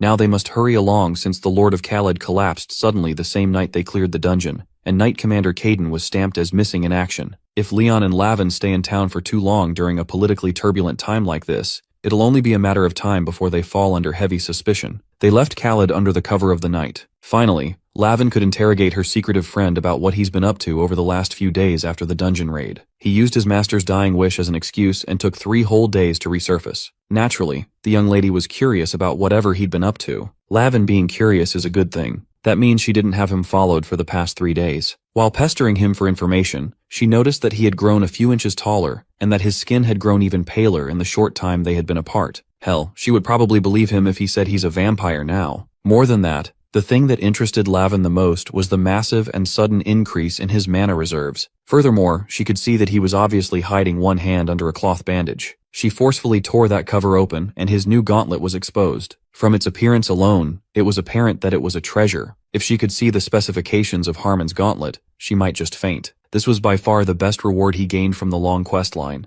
It's a weapon that can never be destroyed and gradually regains its durability. More than the increase in offensive ability, this gauntlet will allow him to block any attack without worry. As expected, Lavin wanted to know more about the gauntlet and his solo adventure. In hopes of shutting her questions up, he confessed to finding Veda's legacy. This only made her more animated. Anything Veda touched is considered a treasure many have sought for ages but could never find. Whatever Leon found seemingly put him through some sort of awakening. Considering what she knows about Leon, Lavin swallowed the truth quite readily. Out of concern for her new friend, she also warned him to keep everything about Veda a secret. He cannot go around telling people that he's Veda's disciple anymore. Leon wasn't planning to do that in the first place. He already has something in mind to deal with that risk. Together, Leon and Lavin returned to the bustling city of Fainton, where Martin resides. The branch manager received his written report, and her hand shook as she read through every line. You cannot blame her for that reaction. Everything that happened in Caelid was insane on paper. If Leon didn't have Lavin to back up his report, it would be hard to believe what he went through. It's only been a few months since a young man named Leon joined Martin, beating every record. He seems to have matured by several years, shedding his boyish looks and adopting a more manly aura. The branch manager caught herself thirsting after a boy at a growing age and shook her head to stay focused on the issue at hand. She thought giving Leon an absurd mission would lead to some kind of failure. The world of assassins is not easy. This test was originally meant to teach him that. Even then, she did not account for the involvement of a sword expert of all things. Leon already surpassed expectations by returning in one piece. The fact that he got rid of Goma and the crooked lords involved was just a gigantic cherry on top. Eager to help her friend, Lavin co-signed every word in the written report as Leon's auxiliary support. No one else in the room knows her true identity, aside from the branch manager. She could see his success making sense if the daughter of Asan stepped in to help. Lady Lavina orchestrated Leon's assignment to Caelid after all. Unexpectedly, Lavin claimed that she was nothing but a burden, and Leon did all the work. The only noteworthy assist on her part was disarming some random traps. As for clearing the dungeon, assassinating Goma, and fighting the sword expert, Commander Caden, head-on, that was all Leon through and through.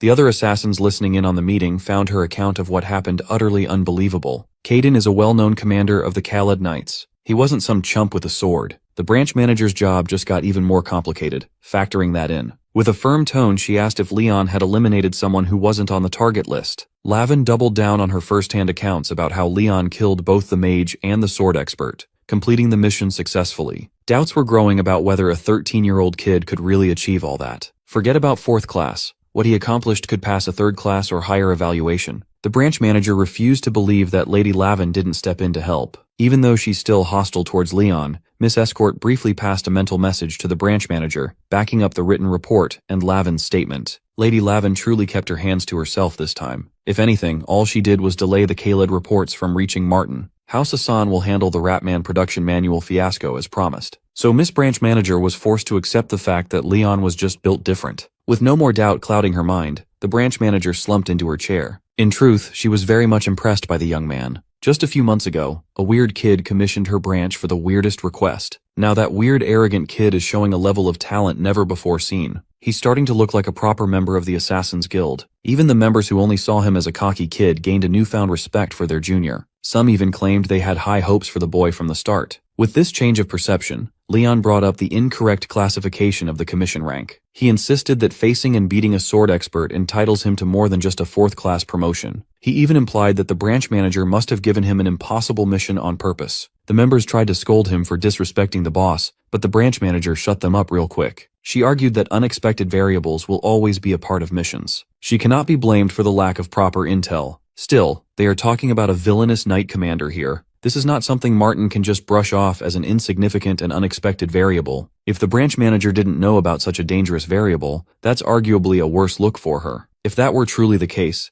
this would be nothing short of incompetence on her part. Calling the boss incompetent was the final straw that made the Martin assassins hostile. One member, Soman, an assassin awaiting promotion to 3rd class, charged at Leon with the intent to harm. He welcomed the incoming fist readily, dodging out of the way with a quick step back. With enough space to work with, Leon swatted Soman's hand away. He followed the slap with a nasty armbar that threatened to break the hot-headed assassin's arm. Soman gritted his teeth. His pride prevented him from tapping out. Eventually, the pain became too much to endure, and he begged the kid to let go. Leon calmly whispered that further resistance would be met with a broken limb. The branch manager knew that she was in checkmate. She could confess to knowing everything all along, but that might expose Lady Lavin's involvement and lead to a lot more headaches. She couldn't prove it, but it felt as though she walked right into what Leon wanted. He started a scene on purpose to force her hand. The present members and the branch manager steered clear of his stunt for the moment. He could tell that she figured out what he was trying to do. Having a subordinate run wild in the branch manager's office shows a lack of leadership.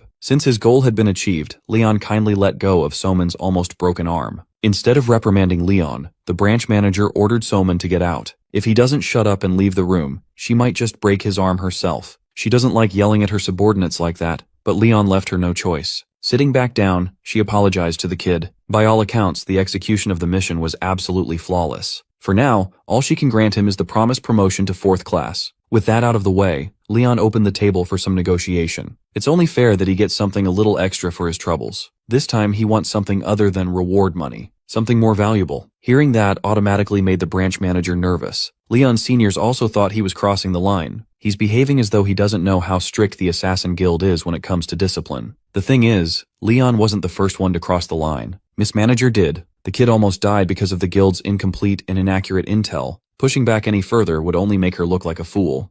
Reluctantly, she allowed Leon to speak and promised to grant whatever he wanted, as long as it was within her power.